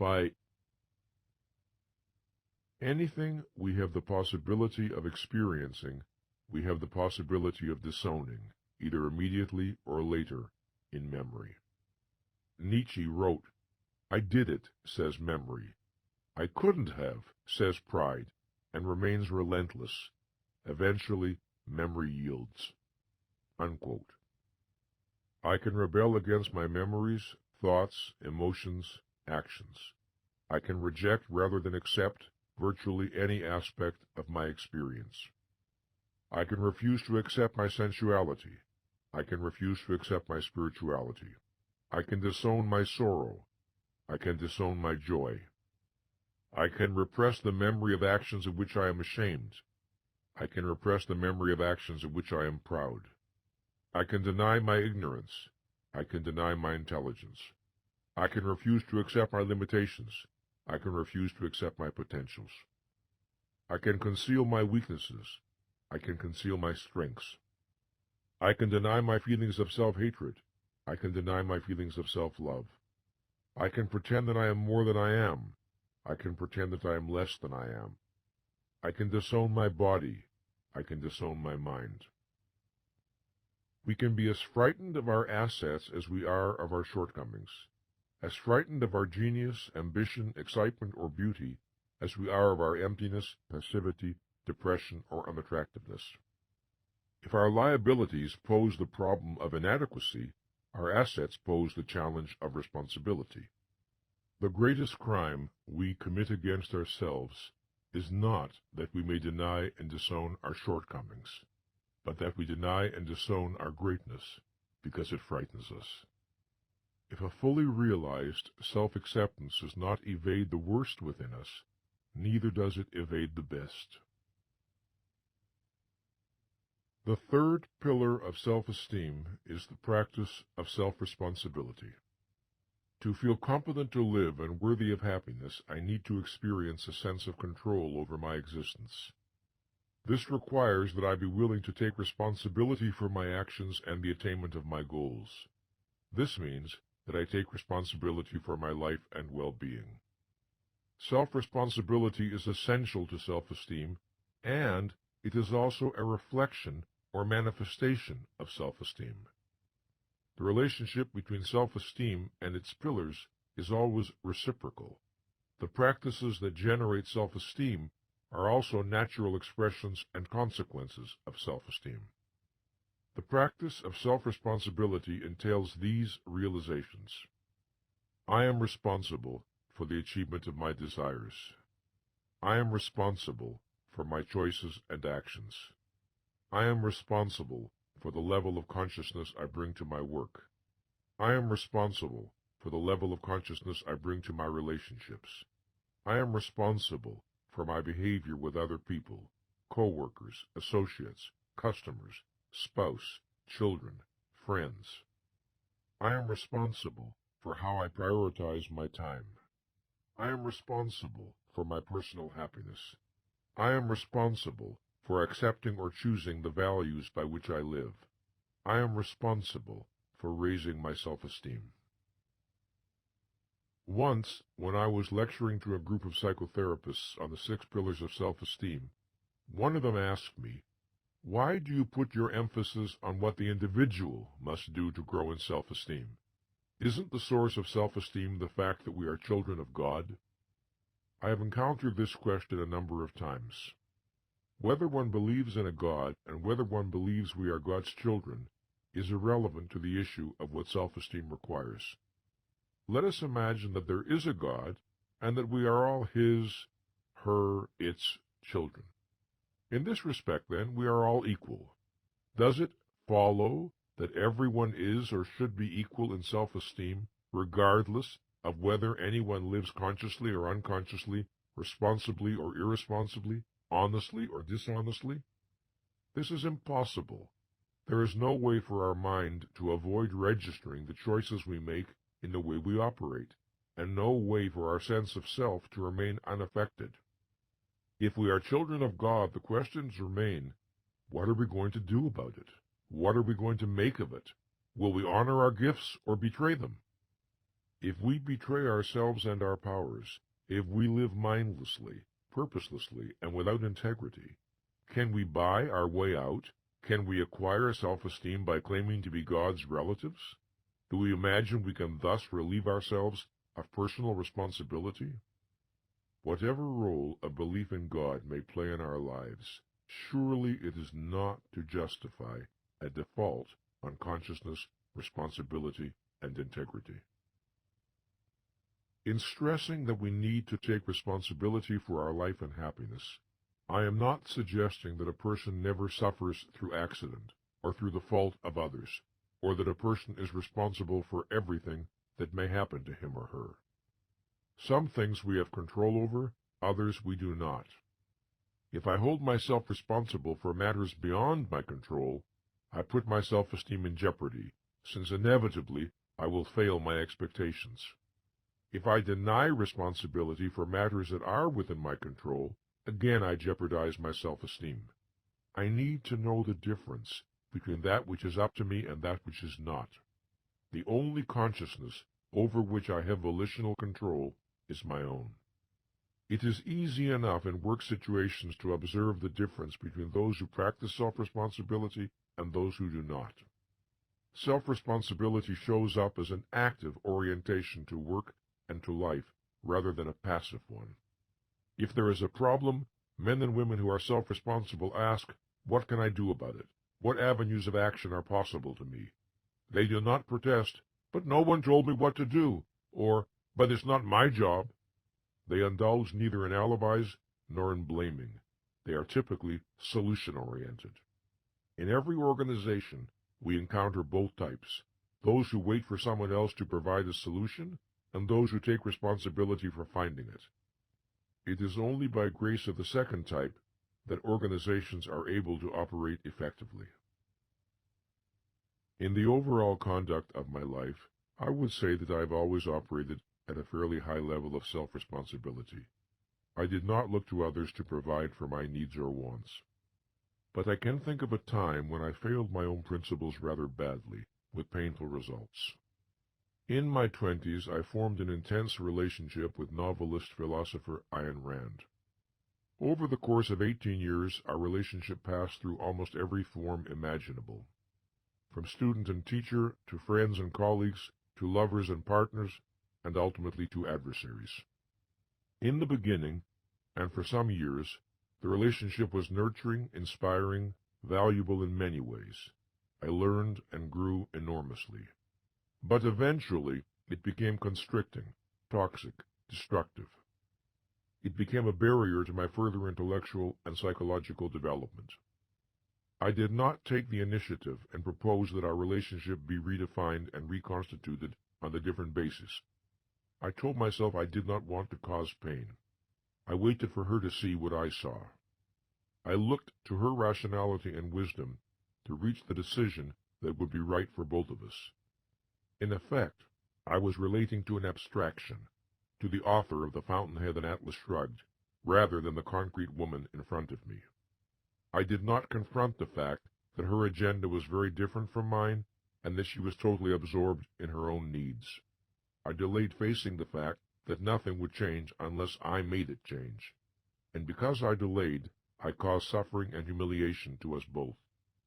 I avoided a responsibility that was mine to take. No matter what explanations I gave myself, there was no way for my self-esteem to remain unaffected. Only when I began to take the initiative did I begin the process of regaining what I had lost. We often see this pattern in marriages. One partner sees before the other that the relationship is finished, but he or she does not want to be the bad guy, the one to end things. So instead, manipulation begins, to lead the other to make the first move. It is cruel, degrading, lacking in dignity, and hurtful to both people. It is self-demeaning and self-diminishing. To the extent that I evade responsibility, I inflict wounds on my self-esteem. In accepting responsibility, I build self-esteem. Embracing self-responsibility not merely as a personal preference, but as a philosophical principle, entails one's acceptance of a profoundly important moral idea. In taking responsibility for our own existence, we implicitly recognize that other human beings are not our servants and do not exist for the satisfaction of our needs. We are not morally entitled to treat other human beings as means to our ends, just as we are not a means to theirs. In my therapy practice and my self-esteem groups, I work with a great number of sentence stems that allow clients to explore the psychology of self-responsibility. I offer a representative sampling here. Each morning, as rapidly as possible, write 6 to 10 endings for the following sentence stems. Self-responsibility to me means, at the thought of being responsible for my own existence. If I accepted responsibility for my own existence, that would mean, when I avoid responsibility for my own existence. If I accepted 5% more responsibility for the attainment of my goals. If I took more responsibility for the success of my relationships. Sometimes I keep myself passive by. If you keep a journal and over time write 6 to 10 endings for each of these incomplete sentences, not only will you learn a great deal, but it will be almost impossible not to grow in the practice of self-responsibility. The best way of working is to do the foregoing stems Monday through Friday, then do this weekend stem. If any of what I have been writing this week is true, it might be helpful if I. Having worked with people for so many years, with the aim of building self-esteem, I have always been on the lookout for decisive moments in psychotherapy. Instances when a click seems to occur in the client's mind, a new forward motion begins. One of the most important of such moments is when the client grasps that no one is coming. No one is coming to save me. No one is coming to make life right for me. No one is coming to solve my problems.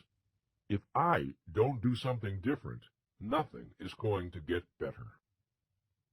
Some years ago, in my group therapy room, we hung on the wall a number of sayings that I often found useful in the course of my work. A client made me a gift of several of these sayings done in needlepoint, each with its own frame. One of these was, no one is coming. One day a group member with a sense of humor challenged me about it. "Nathaniel, it's not true," he said. "You came." "Correct," I admitted. "But I came to say that no one is coming." The fourth pillar of self-esteem is the practice of self-assertiveness. Self-assertiveness means honoring my wants, needs, and values and seeking appropriate forms of their expression in reality. Its opposite is that surrender to timidity that consists of consigning myself to a perpetual underground where everything that I am lies hidden or stillborn, to avoid confrontation with someone whose values differ from mine, or to please, placate, or manipulate someone, or simply to belong. Self-assertion does not mean belligerence or inappropriate aggressiveness. It does not mean pushing to the front of the line or knocking other people over. It does not mean upholding my own rights while being blind or indifferent to everyone else's. It simply means the willingness to stand up for myself, to be who I am openly, to treat myself with respect in all human encounters. To practice self-assertiveness is to live authentically, to speak and act from my innermost convictions and feelings, as a way of life, as a rule, allowing for the obvious fact that there may be particular circumstances in which I may justifiably choose not to do so. Appropriate self-assertiveness pays attention to context. The forms of self-expression appropriate when playing on the floor with a child are obviously different from those appropriate at a staff meeting.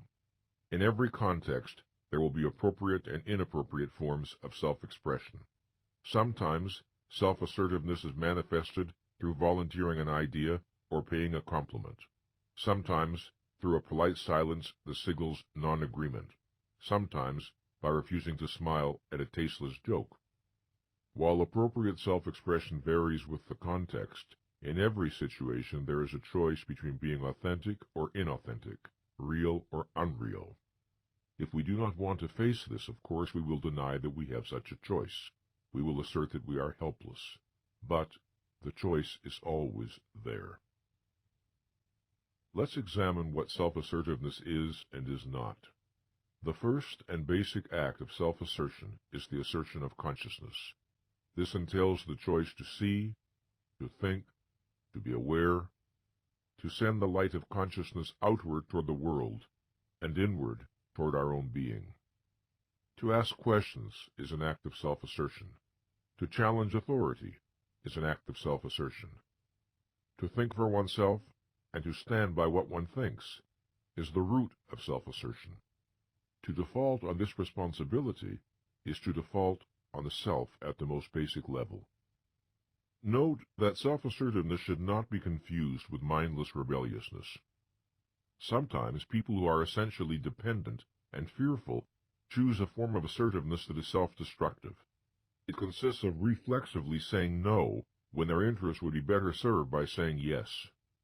Their only form of self-assertiveness is protest, whether it makes sense or not. We often see this response among teenagers and among adults who have never matured beyond this teenage level of consciousness. While healthy self-assertiveness requires the ability to say no, it is ultimately tested not by what we are against, but by what we are for. A life that consists only of a string of negations is a waste and a tragedy.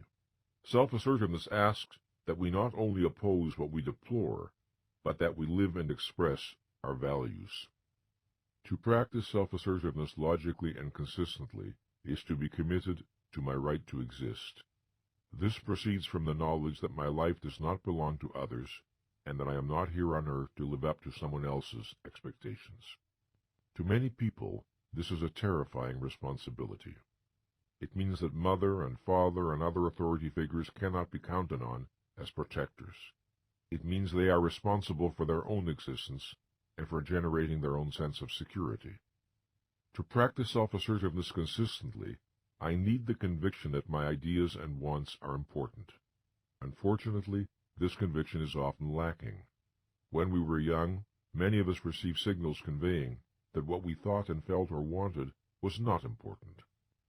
It often takes courage to honor what we want and to fight for it.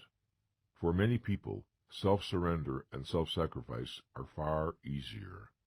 They do not require the integrity and responsibility that intelligent selfishness requires.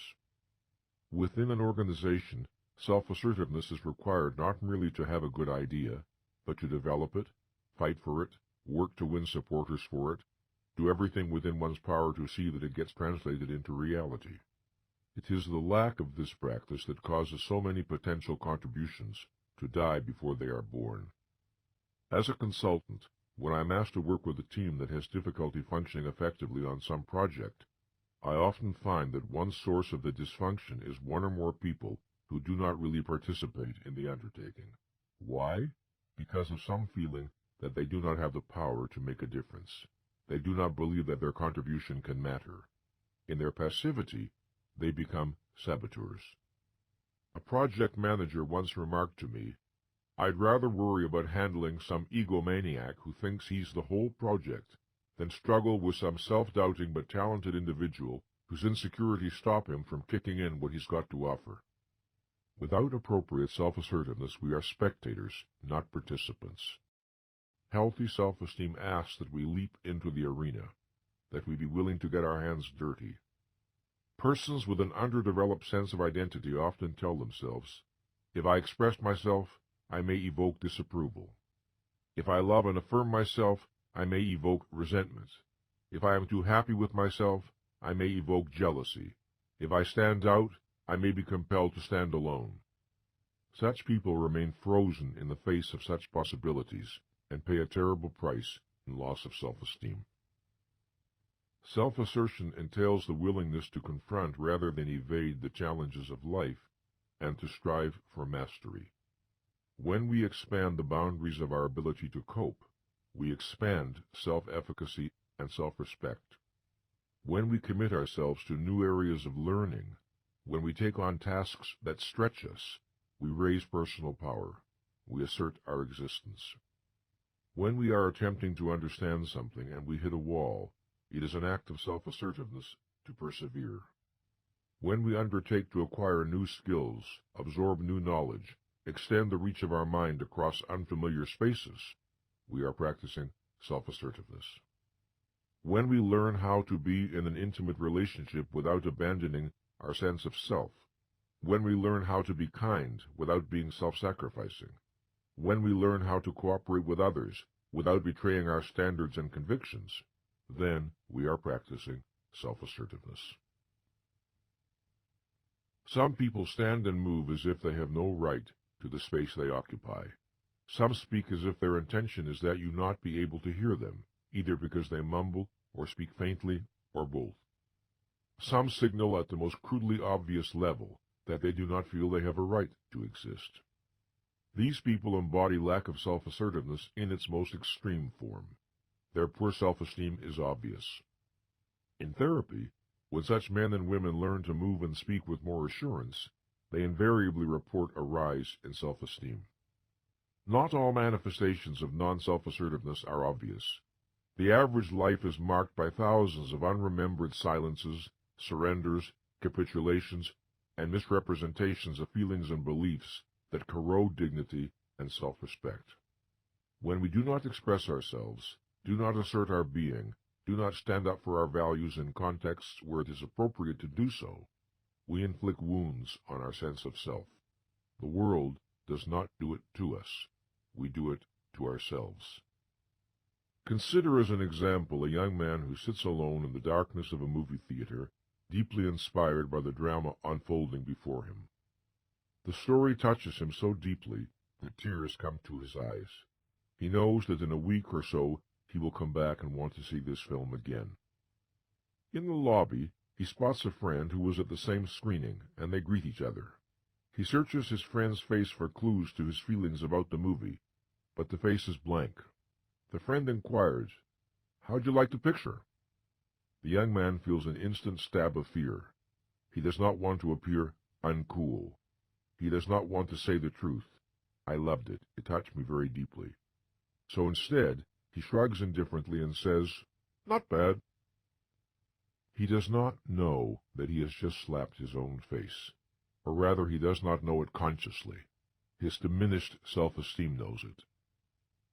A woman is at a cocktail party where she hears someone make an ugly racial slur that causes her inwardly to cringe. She wants to say, "I found that offensive," but she is afraid of evoking disapproval. In embarrassment, she looks away and says nothing. Later, to appease her sense of uneasiness, she tells herself, "What difference does it make? The man was a fool." But her self-esteem knows what difference it makes. Now, a personal example. I have already mentioned the relationship that I began with Ayn Rand a month before my 20th birthday, and that came to an explosive parting of the ways 18 years later. Among the many benefits that I received from her in the early years, one was an experience of profound visibility. I felt understood and appreciated by her to an extent that was without precedent. What made her response so important was the high esteem in which I held her. I admired her enormously. Only gradually did I realize that she did not tolerate disagreement well, not among intimates. She did not require full agreement among acquaintances, but with anyone who wanted to be truly close, enormous enthusiasm was expected for her every deed and utterance. I did not notice the steps by which I learned to censor negative reactions to some of her behavior. When, for example, I found her self-congratulatory remarks excessive, or her lack of empathy disquieting, or her pontificating unworthy of her. I did not give her the kind of corrective feedback everyone needs from time to time. In later years, after the break, I often reflected on why I did not speak up more often. The simple truth was, I valued her esteem too much to place it in jeopardy. I had, in effect, become addicted to it. In exchange for the intoxicating gratification of being treated as a demigod by the person I valued above all others, and whose good opinion I treasured above all others, I leashed my self-assertiveness in ways that over time were damaging to my self-regard. In the end, I learned an invaluable lesson. I learned that surrenders of this kind do not work. They merely postpone confrontations that are inevitable and necessary.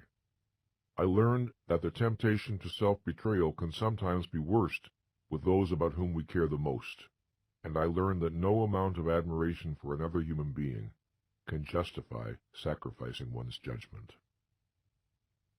The following sentence stems can facilitate reaching a deeper understanding of self-assertiveness.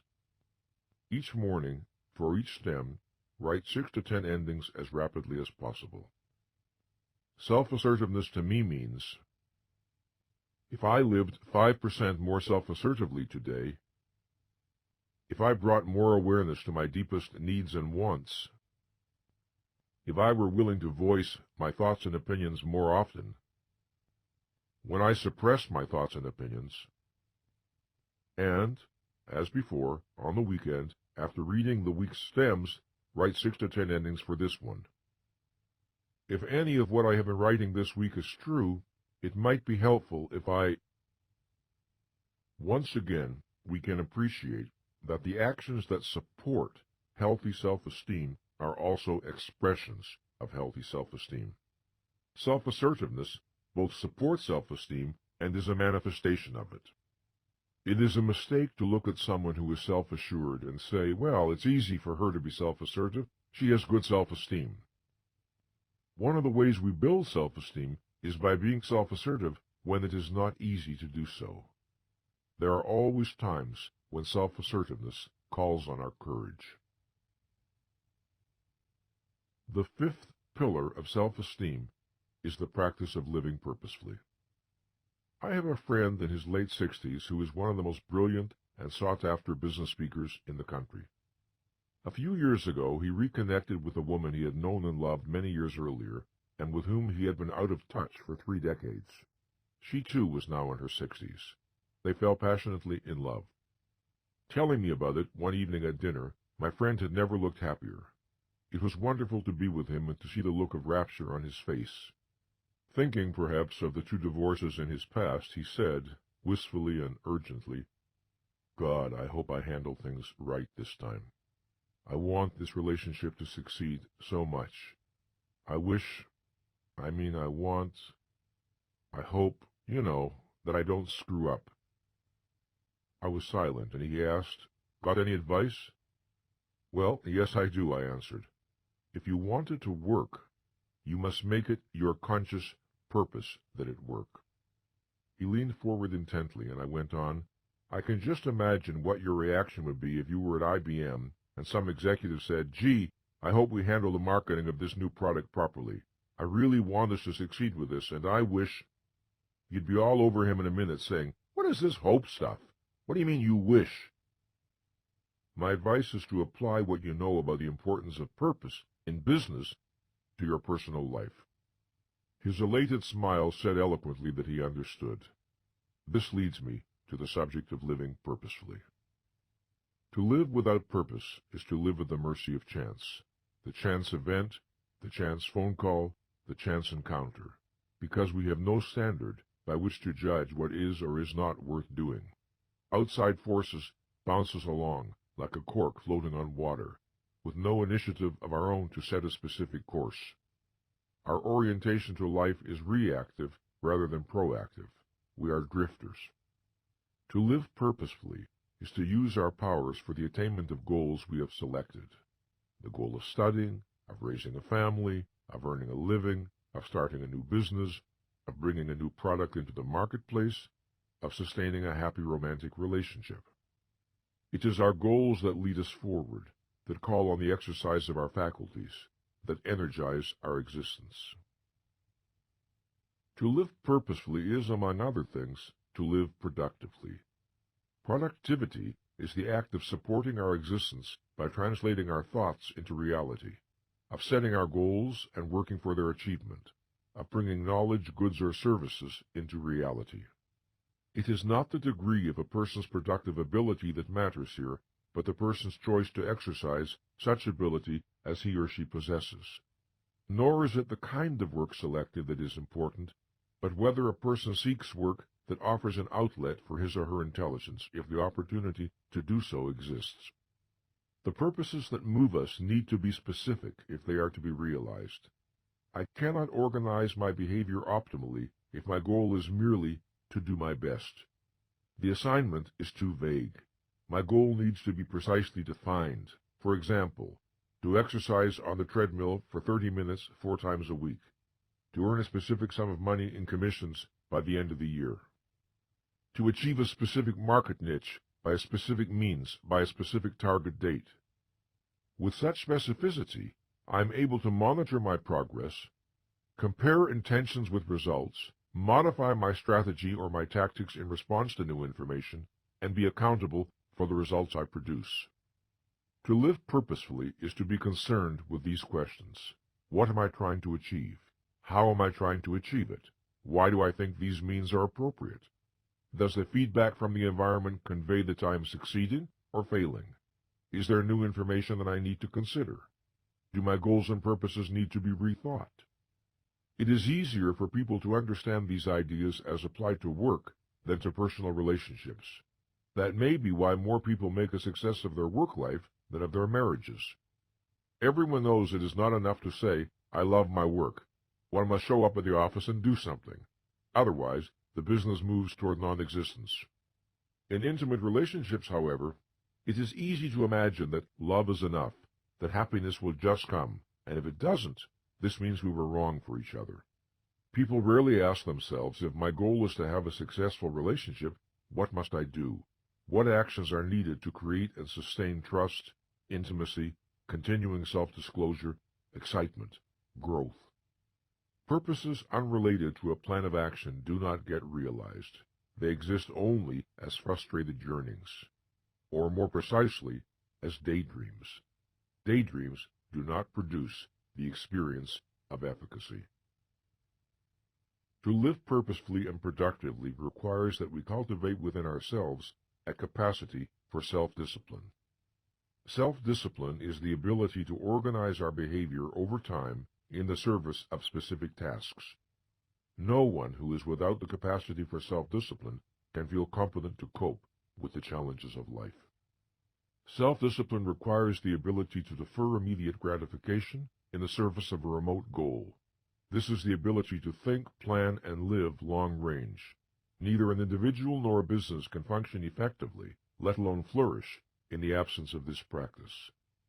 One of the challenges of effective parenthood or effective teaching is to communicate a respect for the present that does not disregard the future, and a respect for the future that does not disregard the present. To master this balance is a challenge to all of us. It is essential if we are to enjoy the sense of being in control of our existence. A purposeful self-disciplined life does not mean a life without time for rest, relaxation, recreation, or random, even frivolous activity. It merely means that such activities are chosen consciously with the knowledge that it is safe and appropriate to engage in them. And in any event, the temporary abandonment of purpose also serves a purpose, whether consciously intended or not, that of regeneration. The practice of living purposefully entails the following 4 core issues. 1. Taking responsibility for formulating one's goals and purposes consciously. 2. Identifying the actions necessary to achieve one's goals. 3. Monitoring behavior to check that it is in alignment with one's goals. 4. Paying attention to the outcomes of one's actions to know whether they are leading where one wants to go. As an example of the confusions that can surround the issue of living purposefully, consider the extraordinary statement made by psychiatrist Irwin D. Yalom in his book Existential Psychotherapy. He writes, "The belief that life is incomplete without goal fulfillment is not so much a tragic existential fact of life as it is a Western myth, a cultural artifact." Unquote. But if there is anything we know, it is that life is impossible without goal fulfillment. Impossible on every level of evolution, from the amoeba to the human being. It is neither a tragic existential fact nor a Western myth, but rather the simple nature of life. The alternative to goal fulfillment is passivity and aimlessness. Is it a tragedy that such a state does not yield a joy equal to the joys of achievement? Incidentally, let us remember that goal fulfillment is not confined to so-called worldly goals. A life of study or meditation has its own kind of purposefulness, or it can have. But a life without purpose can hardly be said to be human. To observe that the practice of living purposefully is essential to fully realize self-esteem should not be understood to mean that the measure of an individual's worth is his or her external achievements. The root of our self-esteem is not our achievements, but those internally generated practices that, among other things, make it possible for us to achieve all the self-esteem virtues we are discussing here. Steel industrialist Andrew Carnegie once stated, "You can take away our factories, take away our trade, our avenues of transportation, and our money. Leave us with nothing but our organization, and in 4 years we could reestablish ourselves." Carnegie's point was that power lies in the source of wealth, not in the wealth itself, in the cause, not the effect. The same principle applies to the relationship between self-esteem and external achievements. Productive achievement may be an expression of high self-esteem, but it is not its primary cause. Consider a person who is brilliantly talented and successful at work, but irrational and irresponsible in his or her private life. Such a person may want to believe that the sole criterion of virtue is productive performance, and that no other sphere of action has moral or self-esteem significance. And such a person may hide behind work in order to evade feelings of shame and guilt stemming from other areas of life. Then, productive work becomes not so much a healthy passion as an avoidance strategy, a refuge from realities one feels frightened to face. In addition, if a person's self-esteem is tied primarily to accomplishment, success, or income, the danger is that economic circumstances beyond the individual's control may lead to the failure of the business or the loss of a job, flinging him into depression or acute demoralization. On occasion I have counseled older men and women who found themselves unemployed, passed over in favor of people a good deal younger, who were in no way better equipped, or even as well equipped, for the particular job. I have also worked with highly talented young people who suffered from a reverse form of the same prejudice, a discrimination against youth in favor of age, where again objective competence and ability were not the standard. In such circumstances, often those involved suffer a feeling of loss of personal effectiveness. Such a feeling is only a hairline away from a sense of diminished self-esteem, and often turns into it. It takes an unusual kind of person to avoid falling into the trap of this error. It takes a person who is already well-centered, and who understands that some of the forces operating are beyond personal control and should not have significance for self-esteem. It is not that they may not suffer or feel anxiety for the future. It is that they do not interpret the problem in terms of personal worth.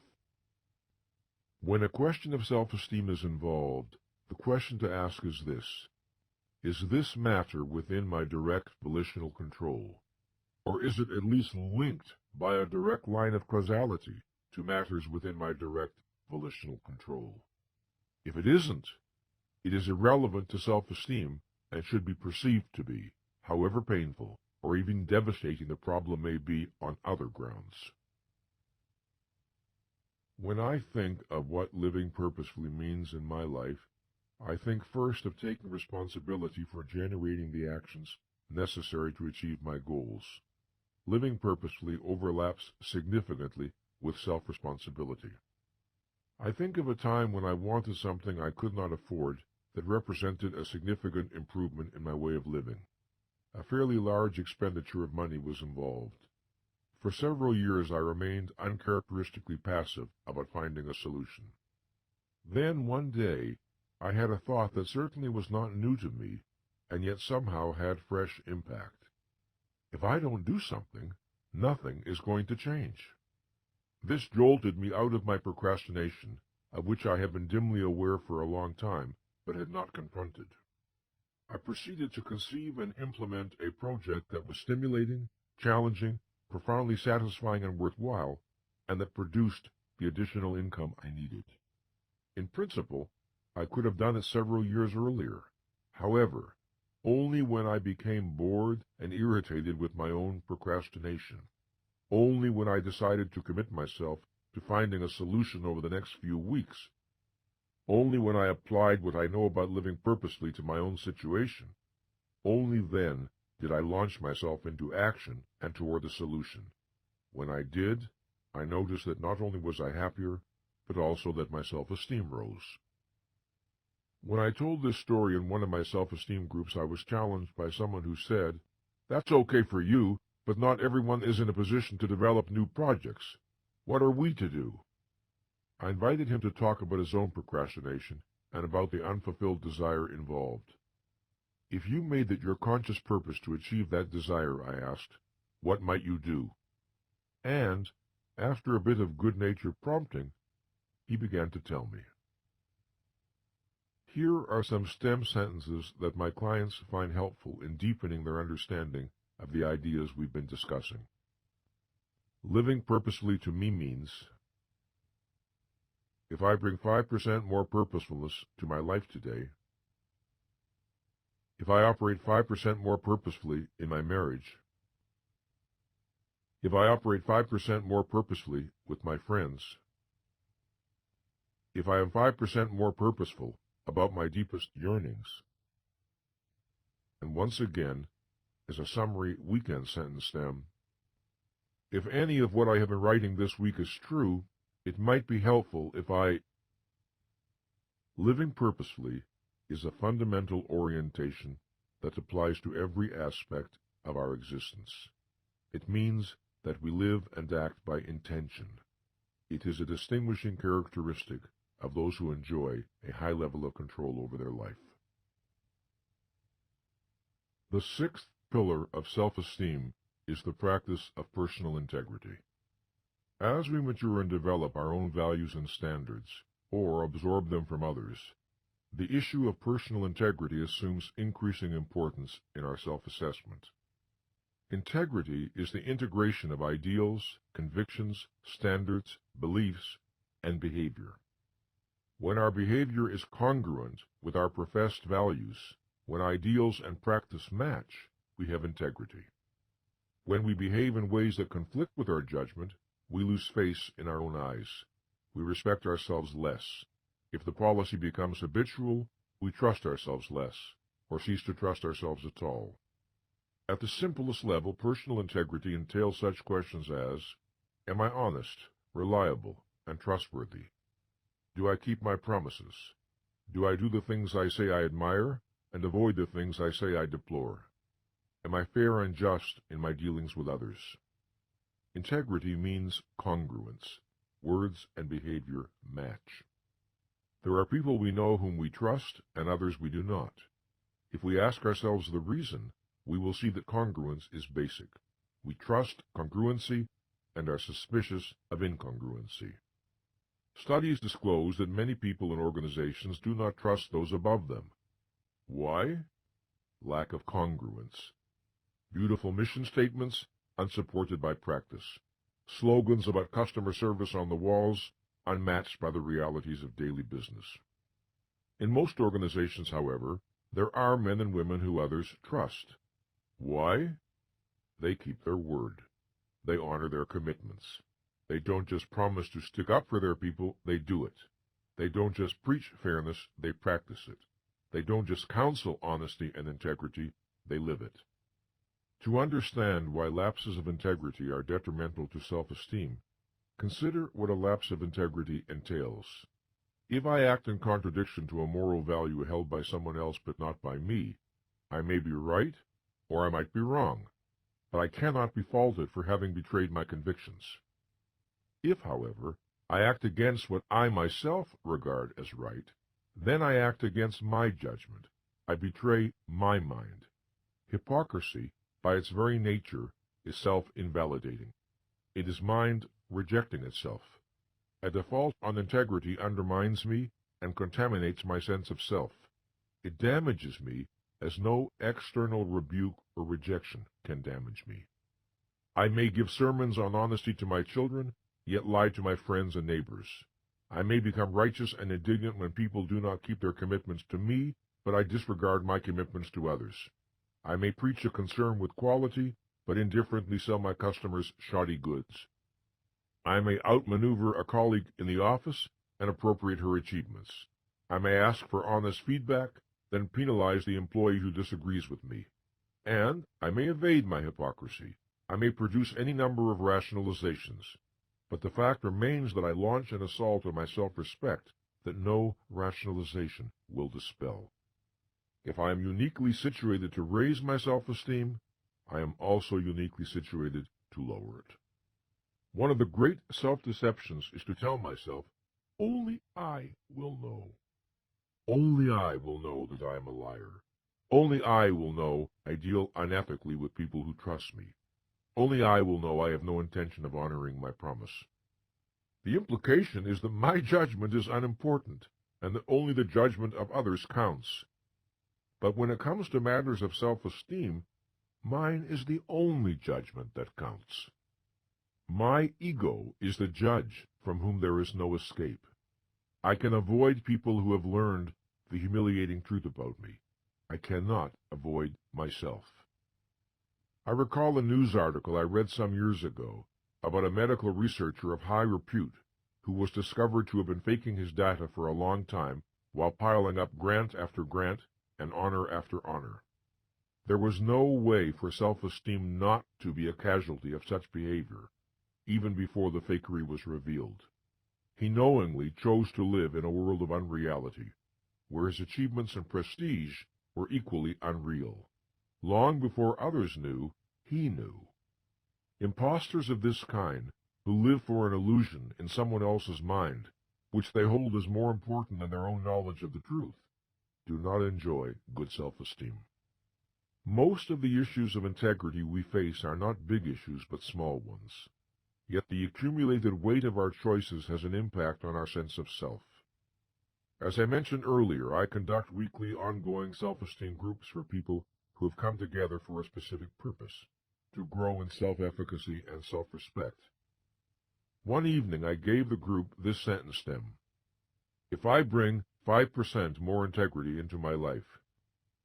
Here are some of the endings that were expressed. If I bring 5% more integrity into my life, I tell people when they do things that bother me. I wouldn't pad my expense account. I'd be truthful with my husband about what my clothes cost. I'd tell my parents I no longer believe in God. I'd admit it when I'm flirting. I wouldn't be so ingratiating to people I dislike. I wouldn't laugh at jokes I think are stupid and vulgar. I'd put in more of an effort at work. I'd help my wife more with chores, as I promised. I'd tell customers the truth about what they're buying. I wouldn't just say what people want to hear. The ease and speed of people's responses point to the fact that these matters are not very far beneath the surface of awareness, although there is understandable motivation to evade them. People greatly underestimate the self-esteem costs and consequences of hypocrisy and dishonesty. They imagine that all that is involved is some discomfort, but it is the spirit itself that is contaminated. The essence of guilt is moral self-reproach. I did wrong when it was possible for me to do otherwise. Guilt always carries the implication of choice and responsibility, whether or not we consciously are aware of it. For this reason, it is imperative that we be clear on what is and is not in our power, what is and is not a breach of integrity. Otherwise, we run the risk of accepting guilt inappropriately. For example, suppose someone we love is killed in an accident. Even though we may know the thought is irrational, we may tell ourselves, somehow I should have prevented it. Perhaps this guilt is fed in part by our regrets over actions taken or not taken while the person was alive. The survivor feels, if only I had done such and such differently, this terrible accident would not have occurred. Thus, guilt can serve the desire for efficacy by providing an illusion of efficacy. The protection of self-esteem requires a clear understanding of the limits of personal responsibility. Where there is no power, there can be no responsibility, and where there is no responsibility, there can be no reasonable self-reproach. Regret? Yes. Guilt? No. The idea of original sin, of guilt where there is no possibility of innocence, no freedom of choice, no alternatives available, is anti-self-esteem by its very nature. The very notion of guilt without volition or responsibility is an assault on reason as well as on morality. Let us think about guilt and how it can be resolved in situations where we are personally responsible. Generally speaking, 5 steps are needed to restore one's sense of integrity with regard to a particular breach. 1. We must face and accept the full reality of what we have done without disowning or avoidance. 2. We seek to understand why we did what we did. We do this compassionately, but without evasive alibying. 3. If others are involved, we acknowledge explicitly to the relevant person or persons the harm we have done, and convey our understanding of the consequences of our behavior. 4. We take any and all actions available that might make amends for or minimize the harm we have done. 5. We firmly commit ourselves to behaving differently in the future.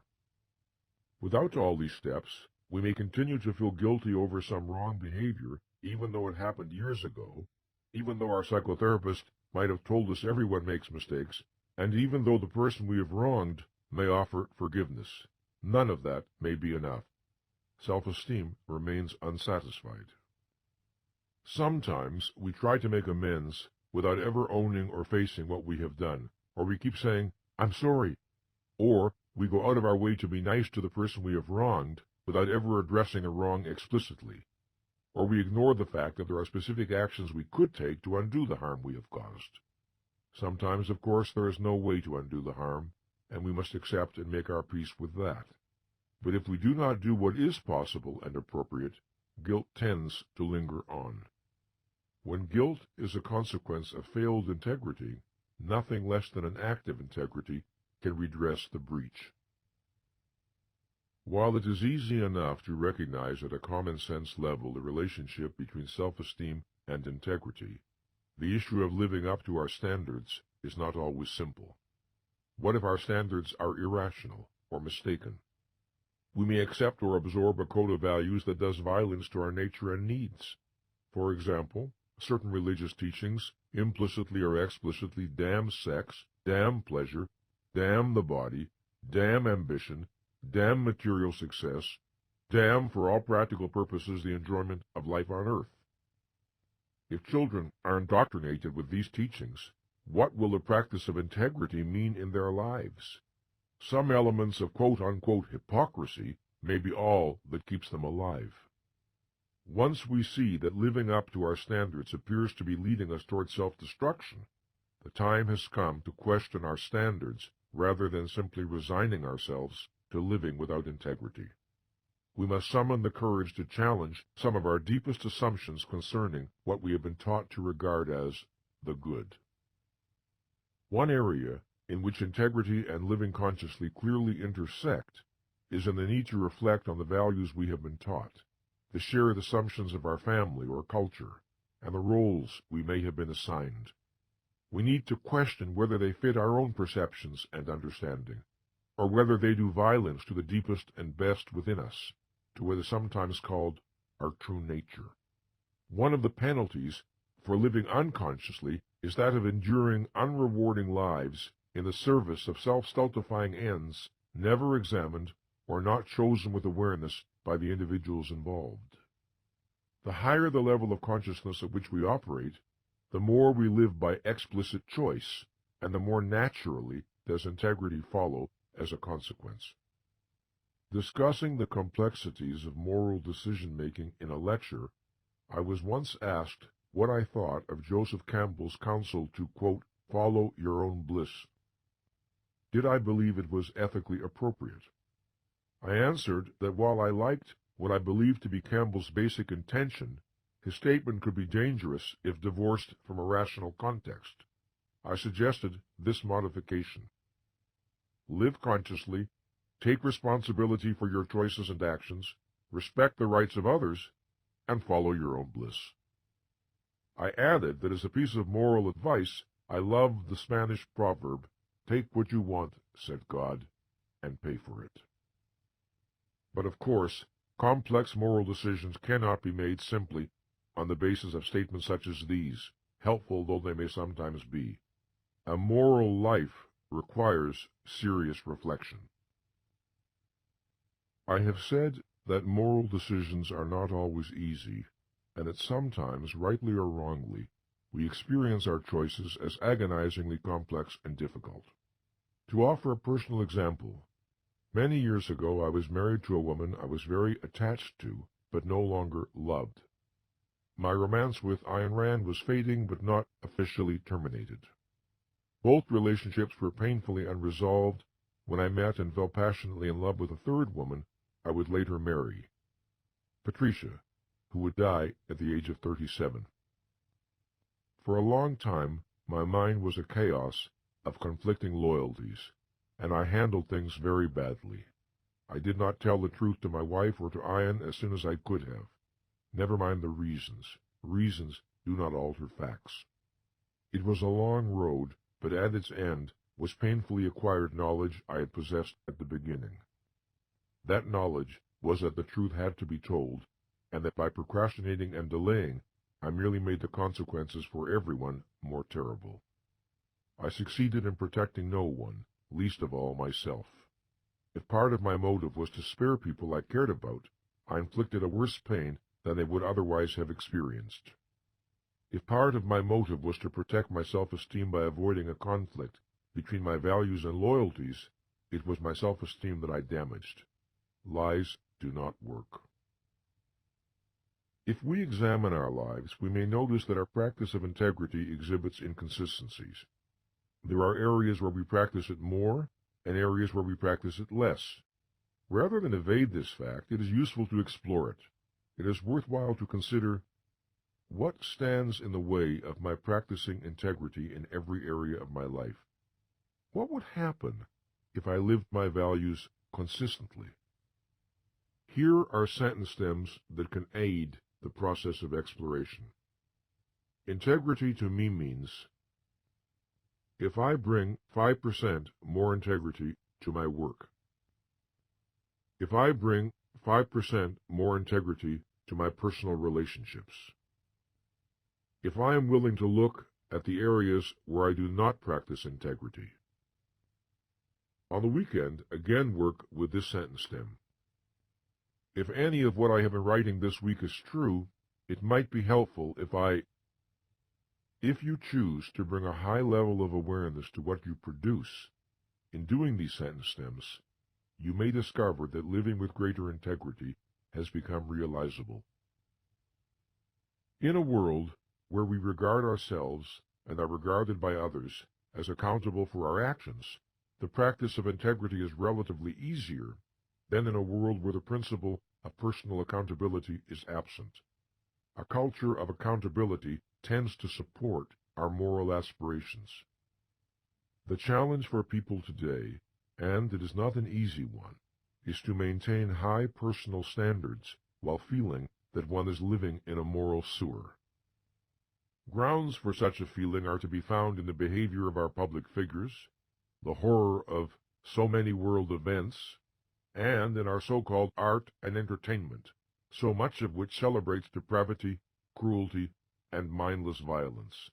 All contribute to making the practice of personal integrity a lonely and even heroic undertaking.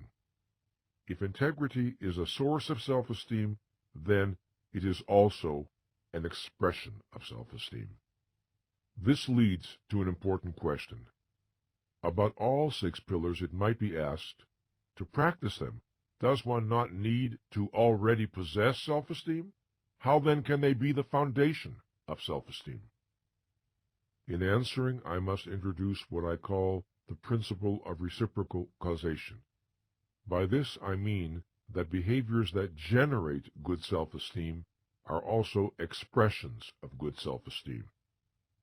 Living consciously is both a cause and an effect of self-efficacy and self-respect, and so is self-acceptance, self-responsibility, and all the other practices I describe. The more I live consciously, the more I trust my mind and respect my worth. And if I trust my mind and respect my worth, it feels natural to live consciously. The more I live with integrity, the more I enjoy good self-esteem. And if I enjoy good self-esteem, it feels natural to live with integrity. Another noteworthy aspect of the dynamics involved here is that the practice of these virtues over time tends to generate a felt need for them.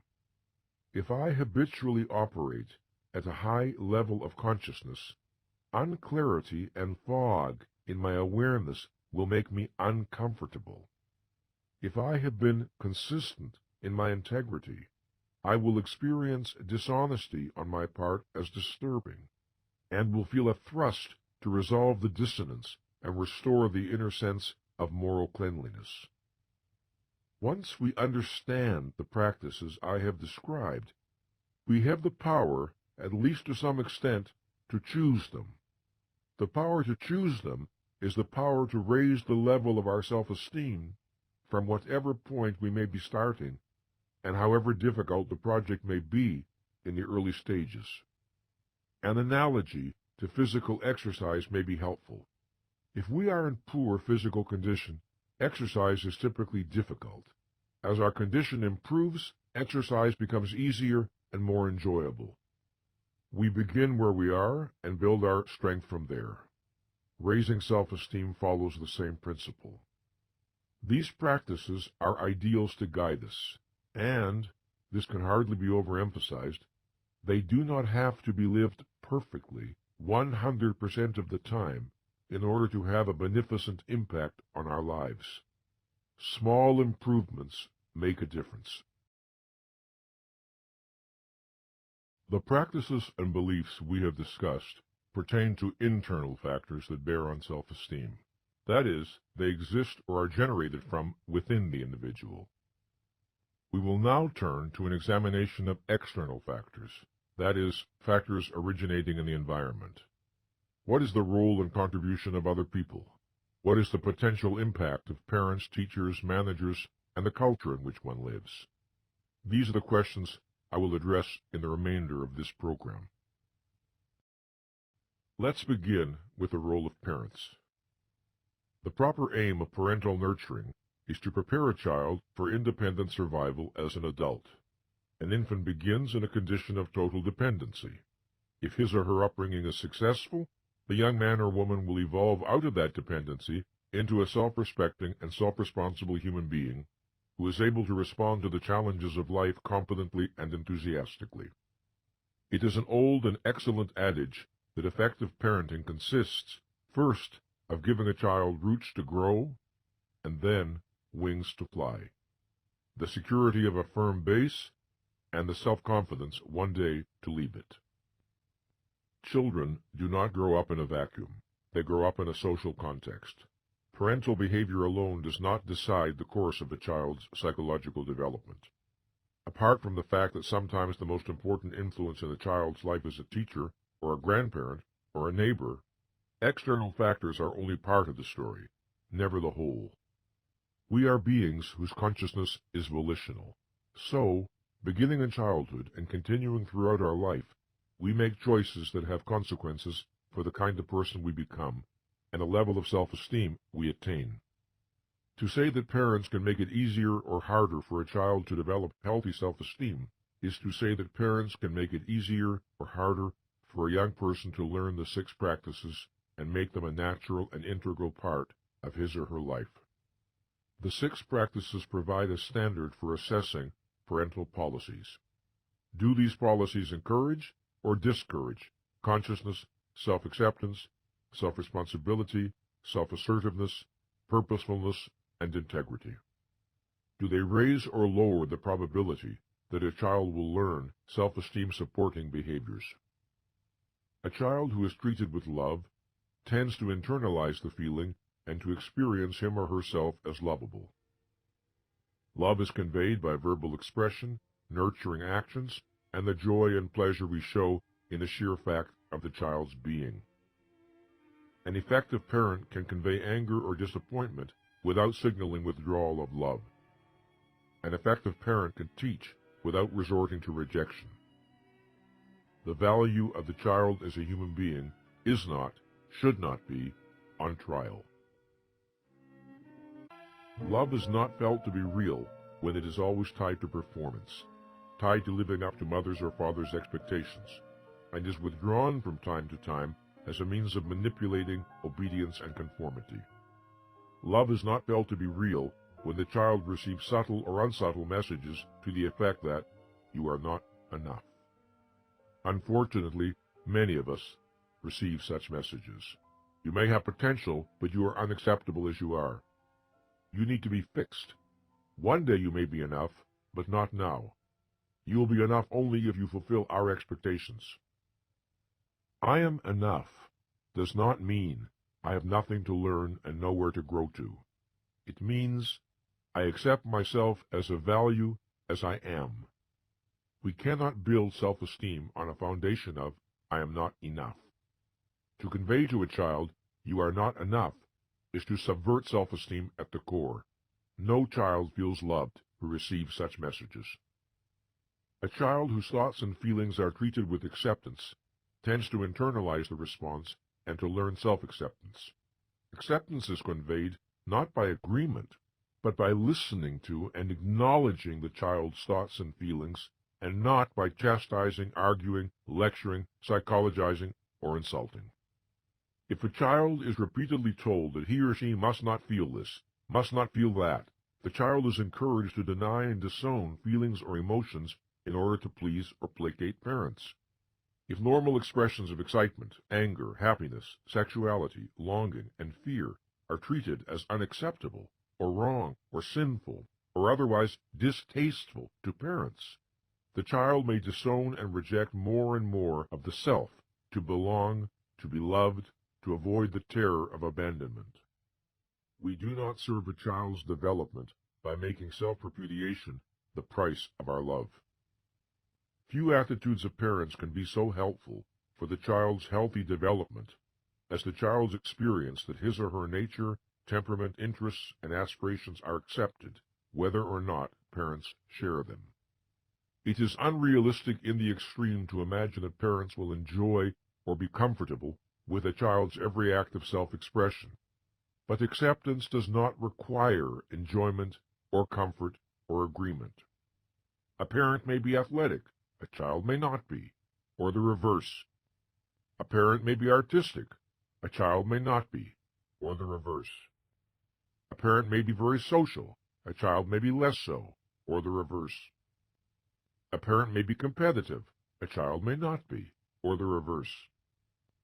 If differences are accepted, self-esteem can grow.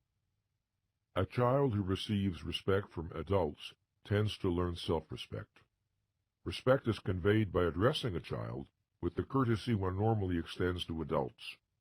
As child psychologist Chaim Gnat used to observe, if a visiting guest accidentally spills a drink, we do not say, "Oh, you're so sloppy, what's the matter with you?"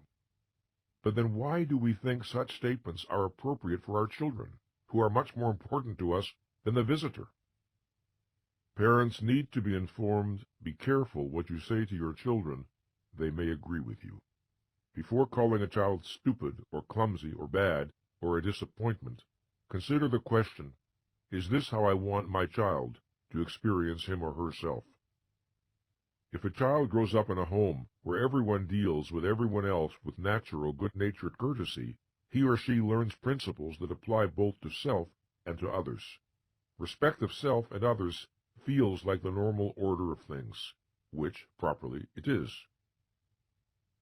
Especially important for the nurturing of a child's self-esteem is the experience of what I have called psychological visibility. If I say or do something and you respond in a way that I perceive as congruent in terms of my own behavior, I feel seen and understood by you. For example, if I become playful and you become playful in turn, or if I express joy and you show understanding of my state, or if I express sadness and you convey empathy, or if I do something I am proud of and you smile in admiration, I feel visible. In contrast, if I say or do something and you respond in a way that makes no sense to me in terms of my own behavior, I do not feel seen and understood. If I become playful and you react as if I were being hostile, or if I express joy and you display impatience and tell me not to be silly, or if I express sadness and you accuse me of pretending, or if I do something I am proud of and you react with condemnation, I feel invisible. To feel visible to you, I do not require your agreement with what I'm doing, or feeling, or saying. We might hold different viewpoints. But if we show understanding of what the other is saying, and if our responses are congruent in terms of that, we can continue to feel visible to each other. A child has a natural desire to be seen, heard, understood, and responded to appropriately. To a self that is still forming, this need is particularly urgent. This is one of the reasons a child will look to a parent for a response after having taken some action. If a child says, unhappily, "I didn't get the part in my school play," and mother answers empathetically, "That must hurt," the child feels visible. What does a child feel if mother answers sharply, "Do you think you're always going to get what you want in life?" If a child bursts into the house, full of joy and excitement, and mother says, smiling, "You're happy today," the child feels visible. What does a child feel if mother screams, "Do you have to make so much noise? What is the matter with you?" When we convey love, appreciation, empathy, acceptance, and respect, we make a child visible. When we convey indifference, scorn, condemnation, and ridicule, we drive the child's self into the lonely underground of invisibility. If we are to love effectively, whether the object is our child, our mate, or a friend, the ability to provide the experience of visibility is essential. and in giving this experience to our child, we model a practice that he or she may learn to emulate. Loving parents concerned to support the self-esteem of their children may believe that the way to do it is with praise. But inappropriate praise can be as harmful to self-esteem as inappropriate criticism. Many years ago, I learned from Haim Ginott an important distinction, that between evaluative praise and appreciative praise. Evaluative praise does not serve a child's interests. In contrast, appreciative praise can be productive both in supporting self-esteem and in reinforcing desired behavior. To quote from Ginott's book, Teacher and Child, "In psychotherapy, a child is never told, 'You are a good little boy. You are doing great.' Judgmental praise is avoided. Why? Because it is not helpful. It creates anxiety, invites dependency, and evokes defensiveness. It is not conducive to self-reliance, self-direction, and self-control." Unquote. If we state what we like and appreciate about the child's actions and accomplishments, we remain factual and descriptive. We leave it to the child to do the evaluating. Ginott offers this example of the process. Quote, "Marcia, age 12, helped the teacher rearrange the books in the class library. The teacher avoided personal praise such as, 'You did a good job,' or 'You're a hard worker.' Instead, she described what Marcia had accomplished.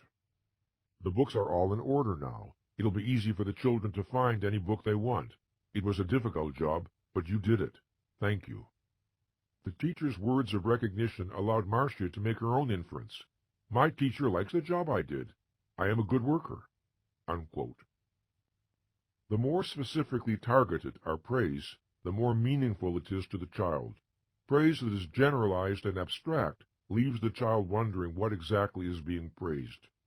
It is not helpful. Not only does praise need to be specific, it needs to be commensurate with its object.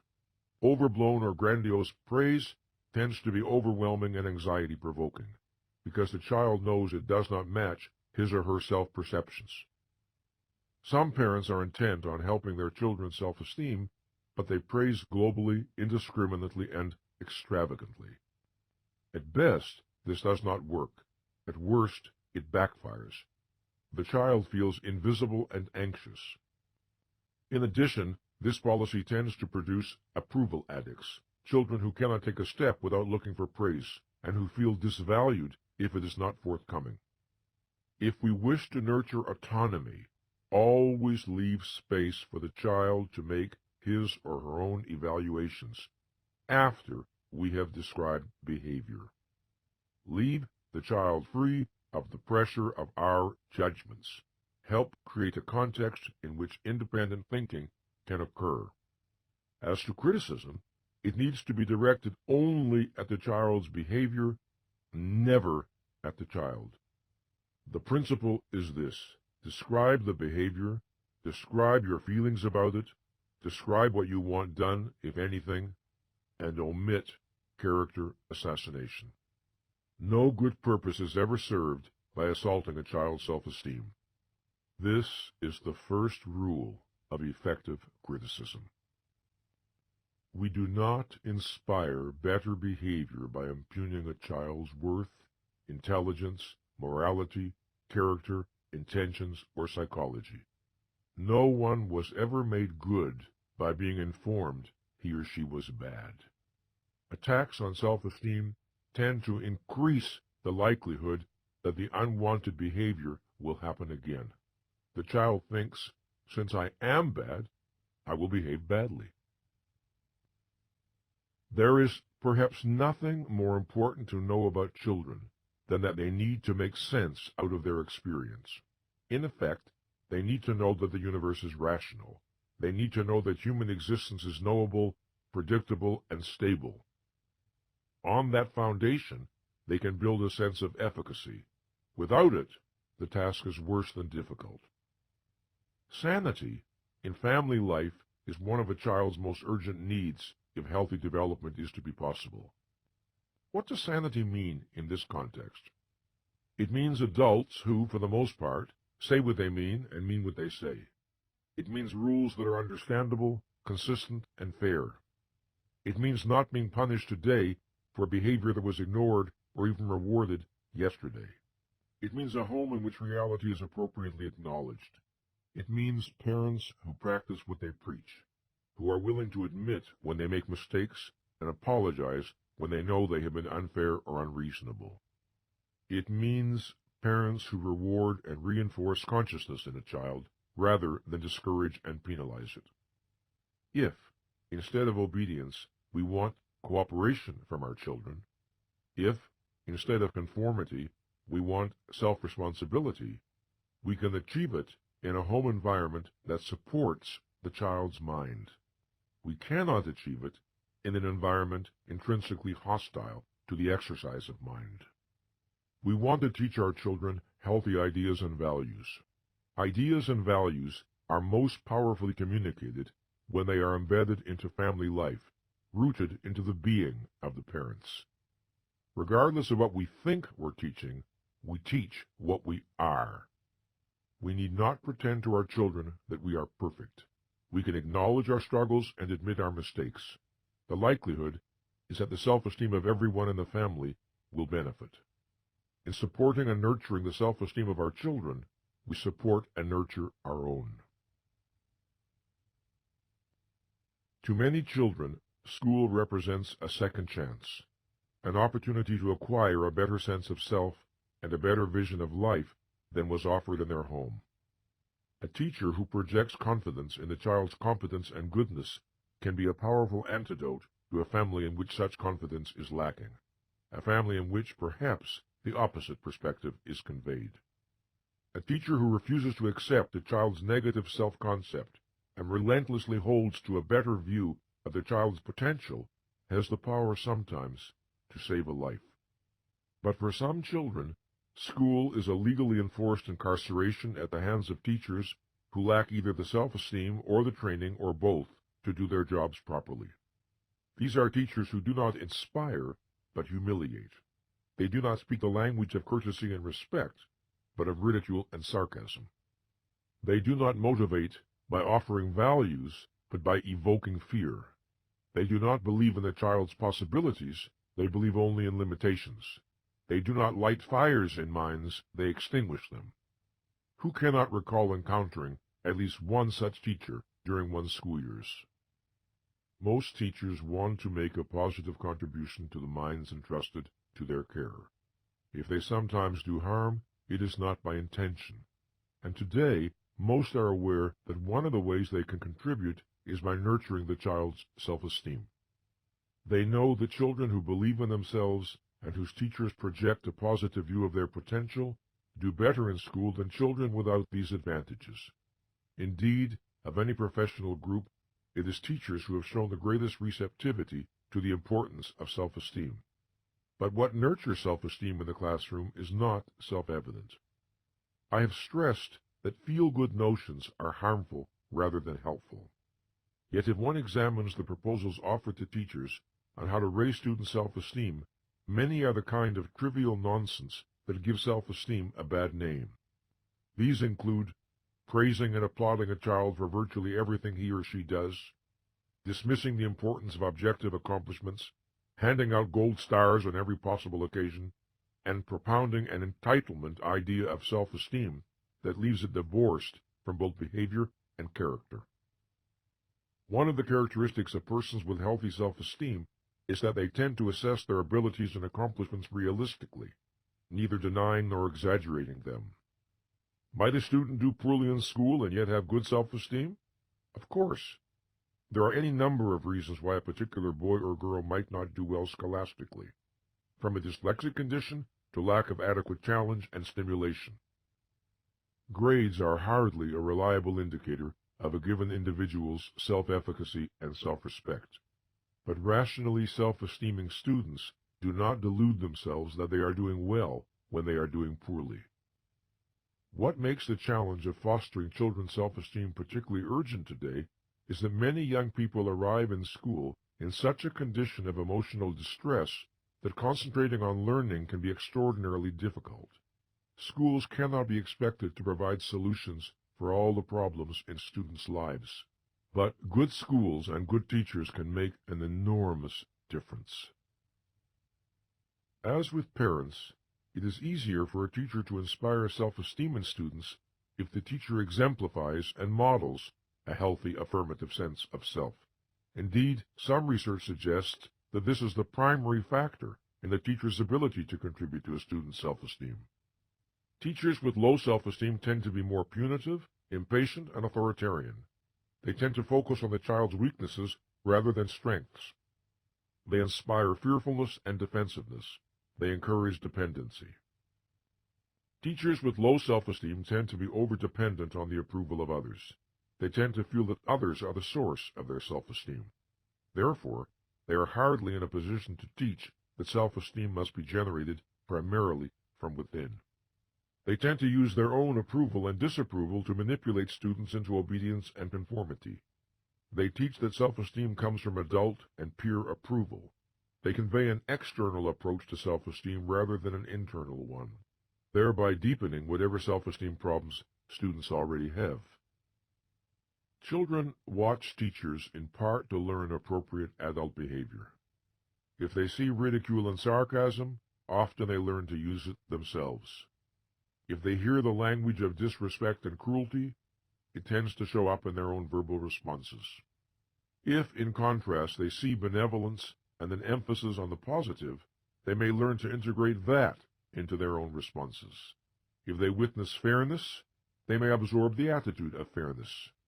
If they see self-esteem, they may decide it is a value worth acquiring. What a great teacher, a great parent, a great psychotherapist, and a great coach have in common is a deep belief in the potential of the person with whom they are concerned. They possess a conviction about what that person is capable of being and doing, plus the ability to transmit that conviction during their interactions. Teachers with good self-esteem are likely to understand that if they wish to nurture the self-esteem of another, they need to relate to that person from their vision of his or her worth and value, providing an experience of acceptance and respect. They know that most of us tend to underestimate our inner resources, and they keep that knowledge central in their awareness. Most of us are capable of more than we believe. When teachers remain clear about this, others can acquire this understanding from them, almost by contagion. One of the painful things about being a child is that one tends not to be taken seriously by adults. Whether one is dismissed discourteously or praised for being cute, most children are not used to having their dignity as human beings respected. So, a teacher who treats all students with courtesy and respect sends a signal to the class. You are now in an environment where different rules apply than those you may be used to. In this world, your dignity and feelings matter. In this simple way, a teacher can begin to create an environment that supports self-esteem. Sometimes a child is not fully aware of his or her assets. It is the teacher's job to facilitate that awareness. This has nothing to do with phony compliments. Every child does some things right. Every child has some assets. They must be found, identified, and nurtured. A teacher should be a prospector looking for gold. Try to think back to what it would have been like to be in a class where the teacher felt there was no more urgent task than to discover the good in you, your strengths and virtues, and to help you become more aware of them. Would that have inspired the best in you? Would that be an environment in which you were motivated to grow and learn? In every classroom, there are rules that must be respected, of course, if learning is to progress and tasks are to be accomplished. Rules can be imposed by dint of the teacher's power, or they can be explained in such a way as to engage the mind and understanding of the student. A teacher can think about rules in one of two ways. She or he can wonder, how can I make students do what needs to be done? Or he or she can wonder, how can I inspire students to want to do what needs to be done? The first orientation is necessarily adversarial and at best achieves obedience while encouraging dependency. The second orientation is benevolent and achieves cooperation. while encouraging self-responsibility. Which approach a teacher feels more comfortable with has a good deal to do with his or her own sense of efficacy as a person. If low self-esteem can impel some teachers to rigid, punitive, even sadistic behavior, it can impel others to the kind of mushy permissiveness that signals a complete absence of authority, with classroom anarchy as the result. Compassion and respect do not imply lack of firmness. A capitulation to disruptive elements in the class means abdication of the teacher's responsibilities. Competent teachers understand the need for standards of acceptable behavior, but they also understand that toughness need not and should not entail insults or responses aimed at demeaning anyone's sense of personal value. One of the characteristics of a superior teacher is mastery of this challenge. To achieve the results they want, teachers sometimes have to exercise imagination.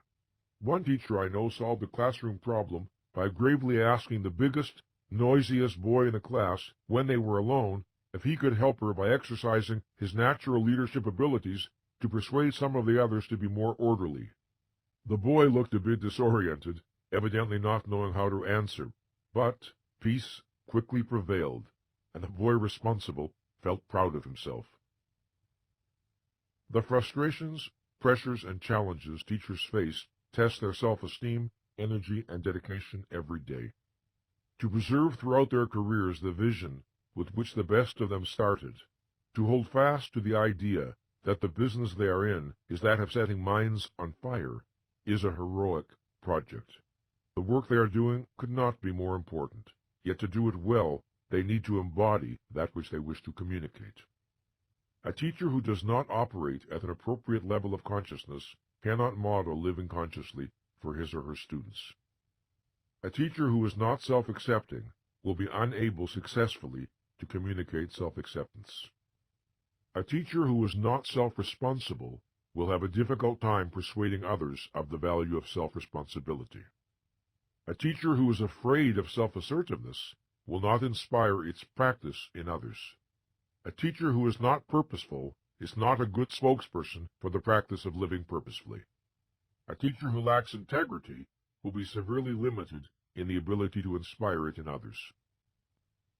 If their goal is to nurture self-esteem in those entrusted to their care, then teachers, like parents, like psychotherapists, like all of us, need to begin by working on their own. One arena in which this can be done is the classroom itself. Just as parenting can be a spiritual discipline, a path for personal development, so can teaching. The challenges each venue presents can be turned into vehicles for personal growth. Now I want to focus on the world of work, on the challenges to economic adaptiveness, both for individuals and organizations.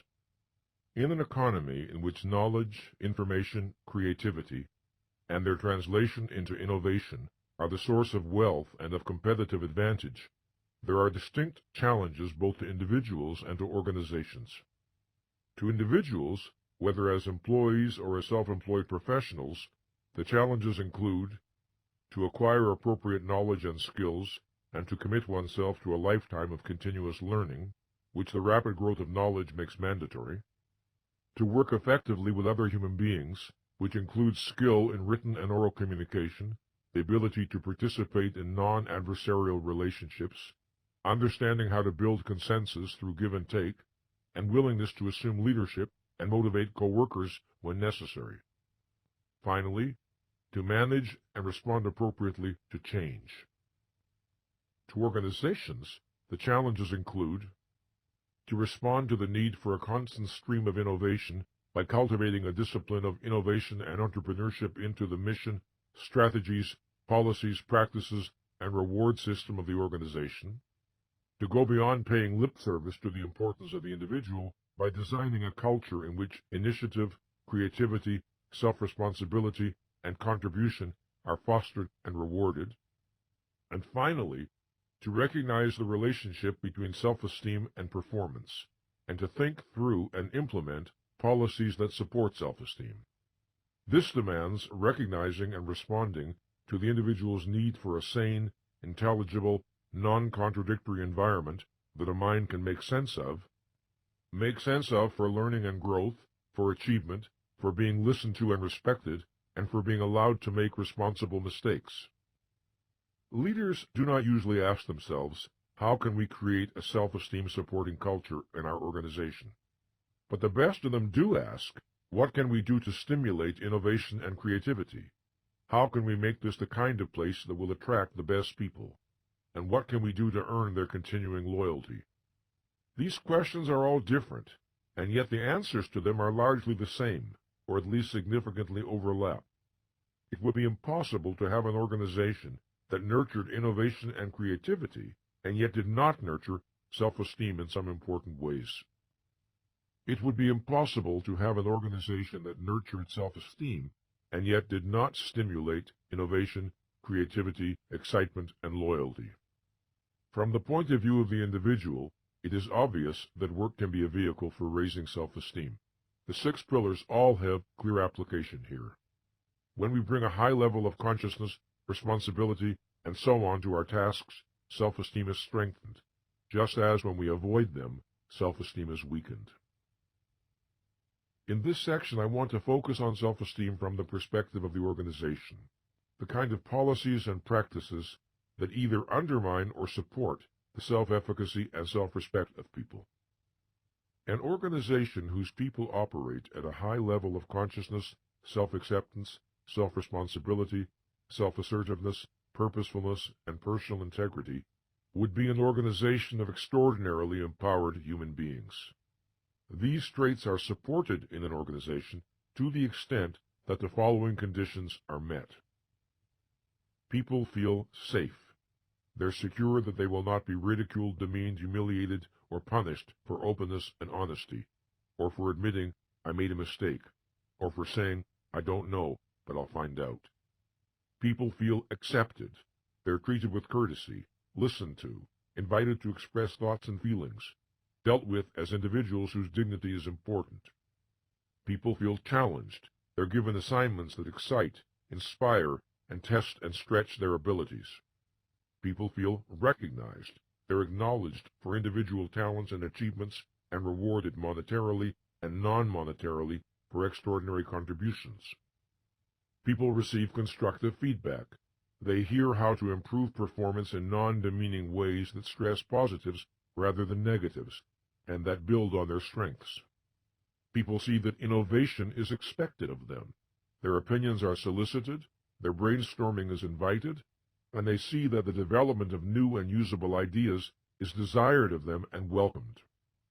People are given easy access to information. Not only are they given the information and resources they need to do their job properly, they are given information about the wider context in which they work, the goals and progress of the company, so that they can understand how their activities relate to the organization's overall mission. People are given authority appropriate to what they are accountable for. They are encouraged to take initiative, make decisions, exercise judgment. People are given clear-cut and non-contradictory rules and guidelines. They are provided with a structure their intelligence can grasp and count on, and they know what is expected of them. People are encouraged and empowered to solve as many of their own problems as possible. People see that their rewards for successes are far greater than any penalties for failures. In too many companies, where the penalties for mistakes are much greater than the rewards for success, people are afraid to take risks or express themselves. People are encouraged and rewarded for learning. People experience congruence between an organization's mission statement and professed philosophy on the one hand, and the behavior of leaders and managers on the other. They see integrity exemplified, and they feel motivated to match what they see. People experience being treated fairly and justly. They feel the workplace is a rational universe they can trust. People are able to believe in and take pride in the value of what they produce. They perceive the results of their efforts as genuinely useful, and they perceive their work as worth doing. To the extent that these conditions are operative in an organization, it will be a place in which high self-esteem people will want to work. It will also be one in which people of more modest self-esteem will find their self-esteem raised. Now, I want to say a few words about the leader, the CEO or company president. The primary function of a leader in a business enterprise is to develop and persuasively convey a vision of what the organization is to accomplish. She or he must also inspire and empower all those who work for the organization to make an optimal contribution to the fulfillment of that vision, and to experience that in doing so, they are acting in alignment with their self-interest. So, the leader must be an inspirer and a persuader. The higher the self-esteem of the leader, the more likely it is that he or she can perform that function successfully. A mind that distrusts itself cannot inspire the best in the minds of others. Neither can leaders inspire the best in others if their primary need arising from their insecurities is to prove themselves right and others wrong. It is a fallacy to say that a great leader should be egoless. A leader needs an ego sufficiently healthy that it does not experience itself as on the line in every encounter. This, so the leader is free to be task and results-oriented, not self-aggrandizement or self-protection oriented. If degrees of self-esteem are thought of on a scale from 1 to 10, with 10 representing optimal self-esteem and 1 the lowest imaginable, then is a leader who is a 5 more likely to hire a 7 or a 3? Very likely, he or she will feel more comfortable with a 3, since people often feel intimidated by others more confident than themselves. Multiply this example hundreds or thousands of times, and project the consequences for a business. Leaders often do not fully recognize the extent to which who they are affects virtually every aspect of their organization. They do not appreciate the extent to which they are role models. Their smallest bits of behavior are noted and absorbed by those around them, not necessarily consciously, and reflected via those they influence throughout the entire organization. If a leader has unimpeachable integrity, a standard is set that others feel drawn to follow. If a leader treats people with respect, associates, subordinates, customers, suppliers, shareholders, that tends to translate into company culture.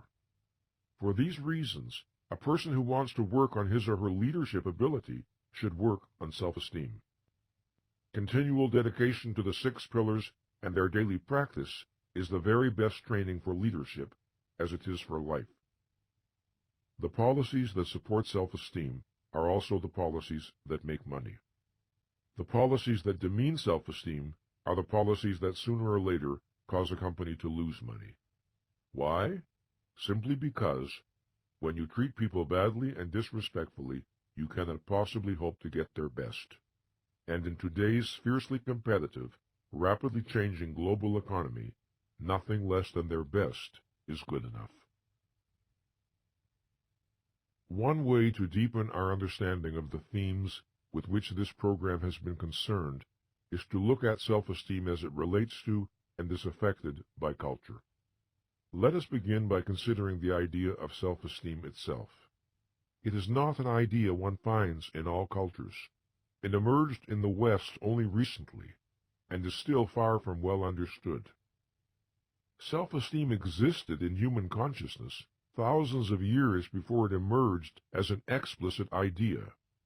Now that it has emerged, the challenge is to understand it. The need for self-esteem is not cultural. The need is inherent in human nature. What is the effect of different cultures and different cultural values on self-esteem?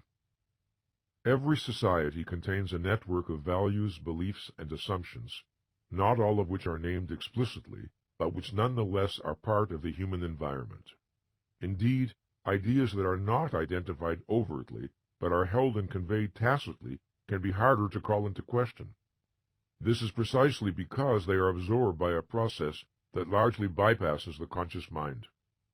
Everyone possesses what might be called a cultural unconscious, a set of implicit beliefs that reflect the knowledge, understanding, and values of a historical time and place. I do not mean there are no differences among people within a given culture in their beliefs at this level, nor do I mean that no one holds any of these beliefs consciously, or that no one challenges any of them. I mean only that at least some of these beliefs tend to reside in every psyche in a given society, and without ever being the subject of explicit awareness. Throughout human history, Most societies and cultures have been dominated by the tribal mentality. This was true in primitive times, in the Middle Ages, and in socialist and some non-socialist countries in the 20th century. Japan is a contemporary example of a non-socialist nation still heavily tribal in its cultural orientation, although it may now be in the process of becoming less so. The essence of the tribal mentality is that it makes the tribe as such the supreme good and denigrates the importance of the individual. It tends to view individuals as interchangeable units and to ignore or minimize the significance of differences between one human being and another. At its extreme, it sees the individual as hardly existing except in the network of tribal relationships. The individual by him or herself is nothing. The tribal premise is intrinsically anti-self-esteem. It is a premise and an orientation that disempowers the individual as individual. Its implicit message is, you don't count. By yourself, you are nothing. Only as part of us can you be something. Thus, any society, to the extent that it is dominated by the tribal premise, is inherently unsupportive of self-esteem. In such a society, the individual is socialized to hold him or herself in low esteem relative to the group. Self-assertiveness is suppressed. Pride tends to be labeled a vice. What was so historically extraordinary about the creation of the United States of America was its conscious rejection of the tribal premise. The Declaration of Independence proclaimed the revolutionary doctrine of individual inalienable rights and asserted that the government exists for the individual, not the individual for the government. Although our political leaders have betrayed this vision many ways and many times, it still contains the essence of what the abstraction America stands for. Freedom, individualism, the right to the pursuit of happiness, self-ownership, the individual as an end in him or herself, not a means to the ends of others, not the property of family or church or state or society. At the core of the American tradition was the fact that this country was born as a frontier nation, where nothing was given and everything had to be created. Self-discipline and hard work were highly esteemed cultural values. There was a strong theme of community and mutual aid, to be sure, but not as substitutes for self-reliance and self-responsibility. Independent people helped one another when they could, but ultimately everyone was expected to carry his or her own weight. This generalized account of traditional American culture leaves out a good deal. It does not, for instance, address the institution of slavery, the treatment of black Americans as second-class citizens, or legal discrimination against women. Just the same, we can say that to the extent the American vision was actualized, it did a good deal to encourage healthy self-esteem. It encouraged human beings to believe in themselves and in their possibilities. At the same time, a culture is made of people, and people inevitably carry the past with them. Americans may have repudiated the tribal premise politically, but they or their ancestors came from countries dominated by the tribal mentality. Their history often continued to influence them culturally and psychologically. They may in some instances have come to these shores to escape religious prejudice and persecution, but many of them carried the mindset of religious authoritarianism with them. They brought old ways of thinking about race, religion, and gender into the New World. Conflicting cultural values present from the beginning continue to this day. In our present culture, pro-self-esteem forces and anti-self-esteem forces collide constantly. The 20th century witnessed a shift in cultural values in the United States, and predominantly the shift has not supported higher self-esteem, but has encouraged the opposite. Today, the American culture is a battleground between the values of self-responsibility and the values of entitlement. This is not the only cultural conflict we can see around us, but it is the one most relevant to self-esteem. It is also at the root of many of the others. We are social beings who realize our humanity fully only in the context of community. The values of our community can inspire the best in us or the worst. A culture that values mind, intellect, knowledge, and understanding promotes self-esteem. A culture that denigrates mind undermines self-esteem. A culture in which human beings are held accountable for their actions supports self-esteem. A culture in which no one is held accountable for anything breeds demoralization and self-contempt. A culture that prizes self-responsibility fosters self-esteem. A culture in which people are encouraged to see themselves as victims fosters dependency, passivity, and the mentality of entitlement. The evidence for these observations is all around us. Cultures do not encourage the questioning of their own premises. One of the meanings of living consciously has to do with one's awareness that other people's beliefs are just that, their beliefs, and not necessarily the ultimate truth. The average person tends to judge him or herself by the values prevalent in his or her social environment, as transmitted by family members, political and religious leaders, teachers, newspaper and television editorials, and popular art such as movies. These values may or may not be rational and may or may not answer to the needs of the individual. I am sometimes asked if a person cannot achieve genuine self-esteem by conforming and living up to cultural norms that he or she may never have thought about, let alone questioned, and that do not necessarily make a good deal of sense. Is not the safety and security of belonging with and to the group a form of self-esteem? Does not group validation and support lead to an experience of true self-worth? The error here is in equating any feeling of safety or comfort with self-esteem. Conformity is not self-efficacy. Popularity is not self-respect. Whatever its gratifications, a sense of belonging is not equal to trust in my mind or confidence in my ability to master the challenges of life. The fact that others esteem me is no guarantee I will esteem myself. If I live a life of unthinking routine, with no challenges or crises, I may be able to evade for a while the fact that what I possess is not self-esteem, but pseudo-self-esteem. When everything is all right, everything is all right. But that is not how we determine the presence of self-esteem.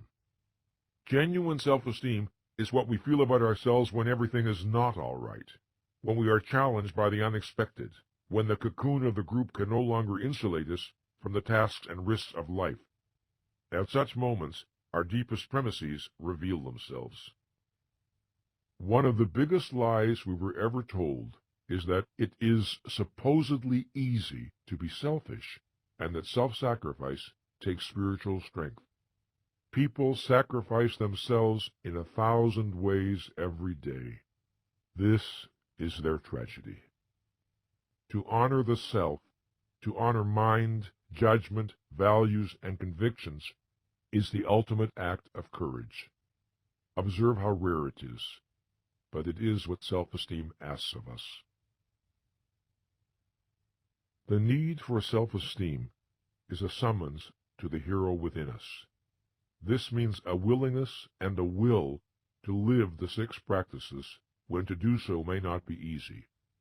We may need to overcome inertia, face down fears, confront pain, or stand alone in loyalty to our own judgment, even against those we love. No matter how nurturing our environment, rationality, self-responsibility, and integrity are never automatic. They always represent an achievement.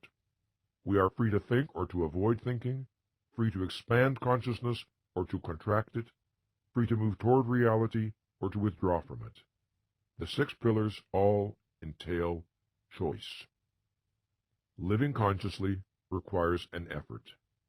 Generating and sustaining awareness is work. Every time we choose to raise the level of our consciousness, we act against inertia. In electing to think, we strive to create an island of order and clarity within ourselves. The first enemy of self-esteem we may need to overcome is laziness. Laziness is not the term we ordinarily encounter in programs on psychology.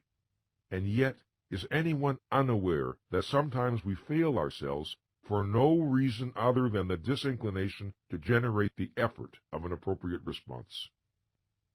Sometimes, of course, laziness is abetted by fatigue, but not necessarily. Sometimes we are just lazy, which means that we do not challenge inertia we do not choose to awaken. The other dragon we may need to slay is the impulse to avoid discomfort. Living consciously may obligate us to confront our fears.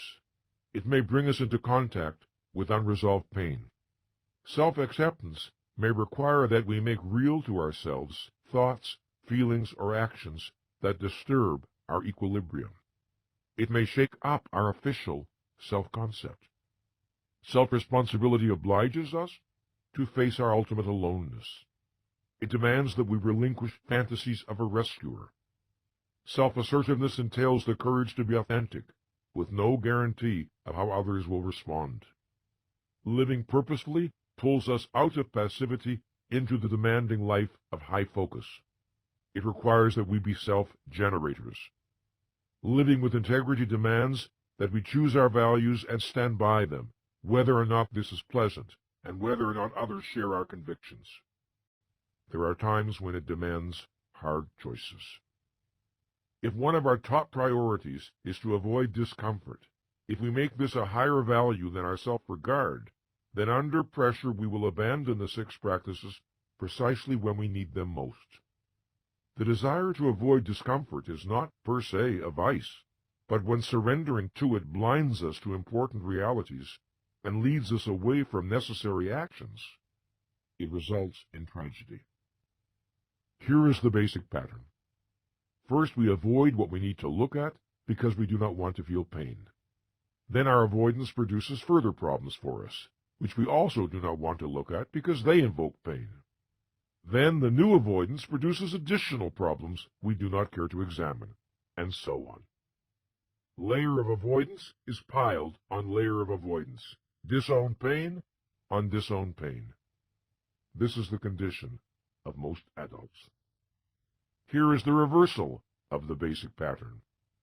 First, we decide that our self-esteem and our happiness matter more than short-term discomfort or pain.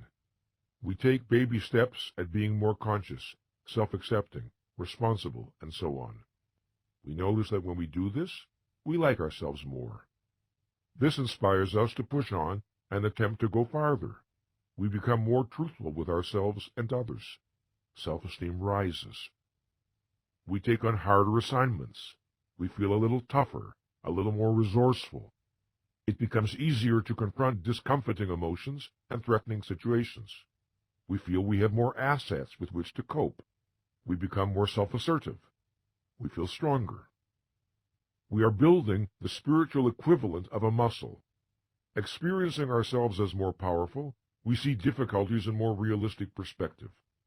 We may never be entirely free of fear or pain, but they have lessened immeasurably, and we are not intimidated by them. Integrity feels less threatening and more natural. If the process were entirely easy, if there was nothing hard about it at any point, if perseverance and courage were never needed, why then everyone would have good self-esteem. But a life without effort, struggle, or suffering is an infant's dream. We do not have to catastrophize fear or discomfort. We can accept them as part of life, face them, and deal with them as best we can, and keep moving in the direction of our best possibilities. But always will is needed. Perseverance is needed. Courage is needed. The energy for this commitment can only come from the love we have for our own life. This love is the beginning of virtue. It is a launching pad for our highest and noblest aspirations. It is the motive power that drives the 6 pillars. It is the 7th pillar of self-esteem.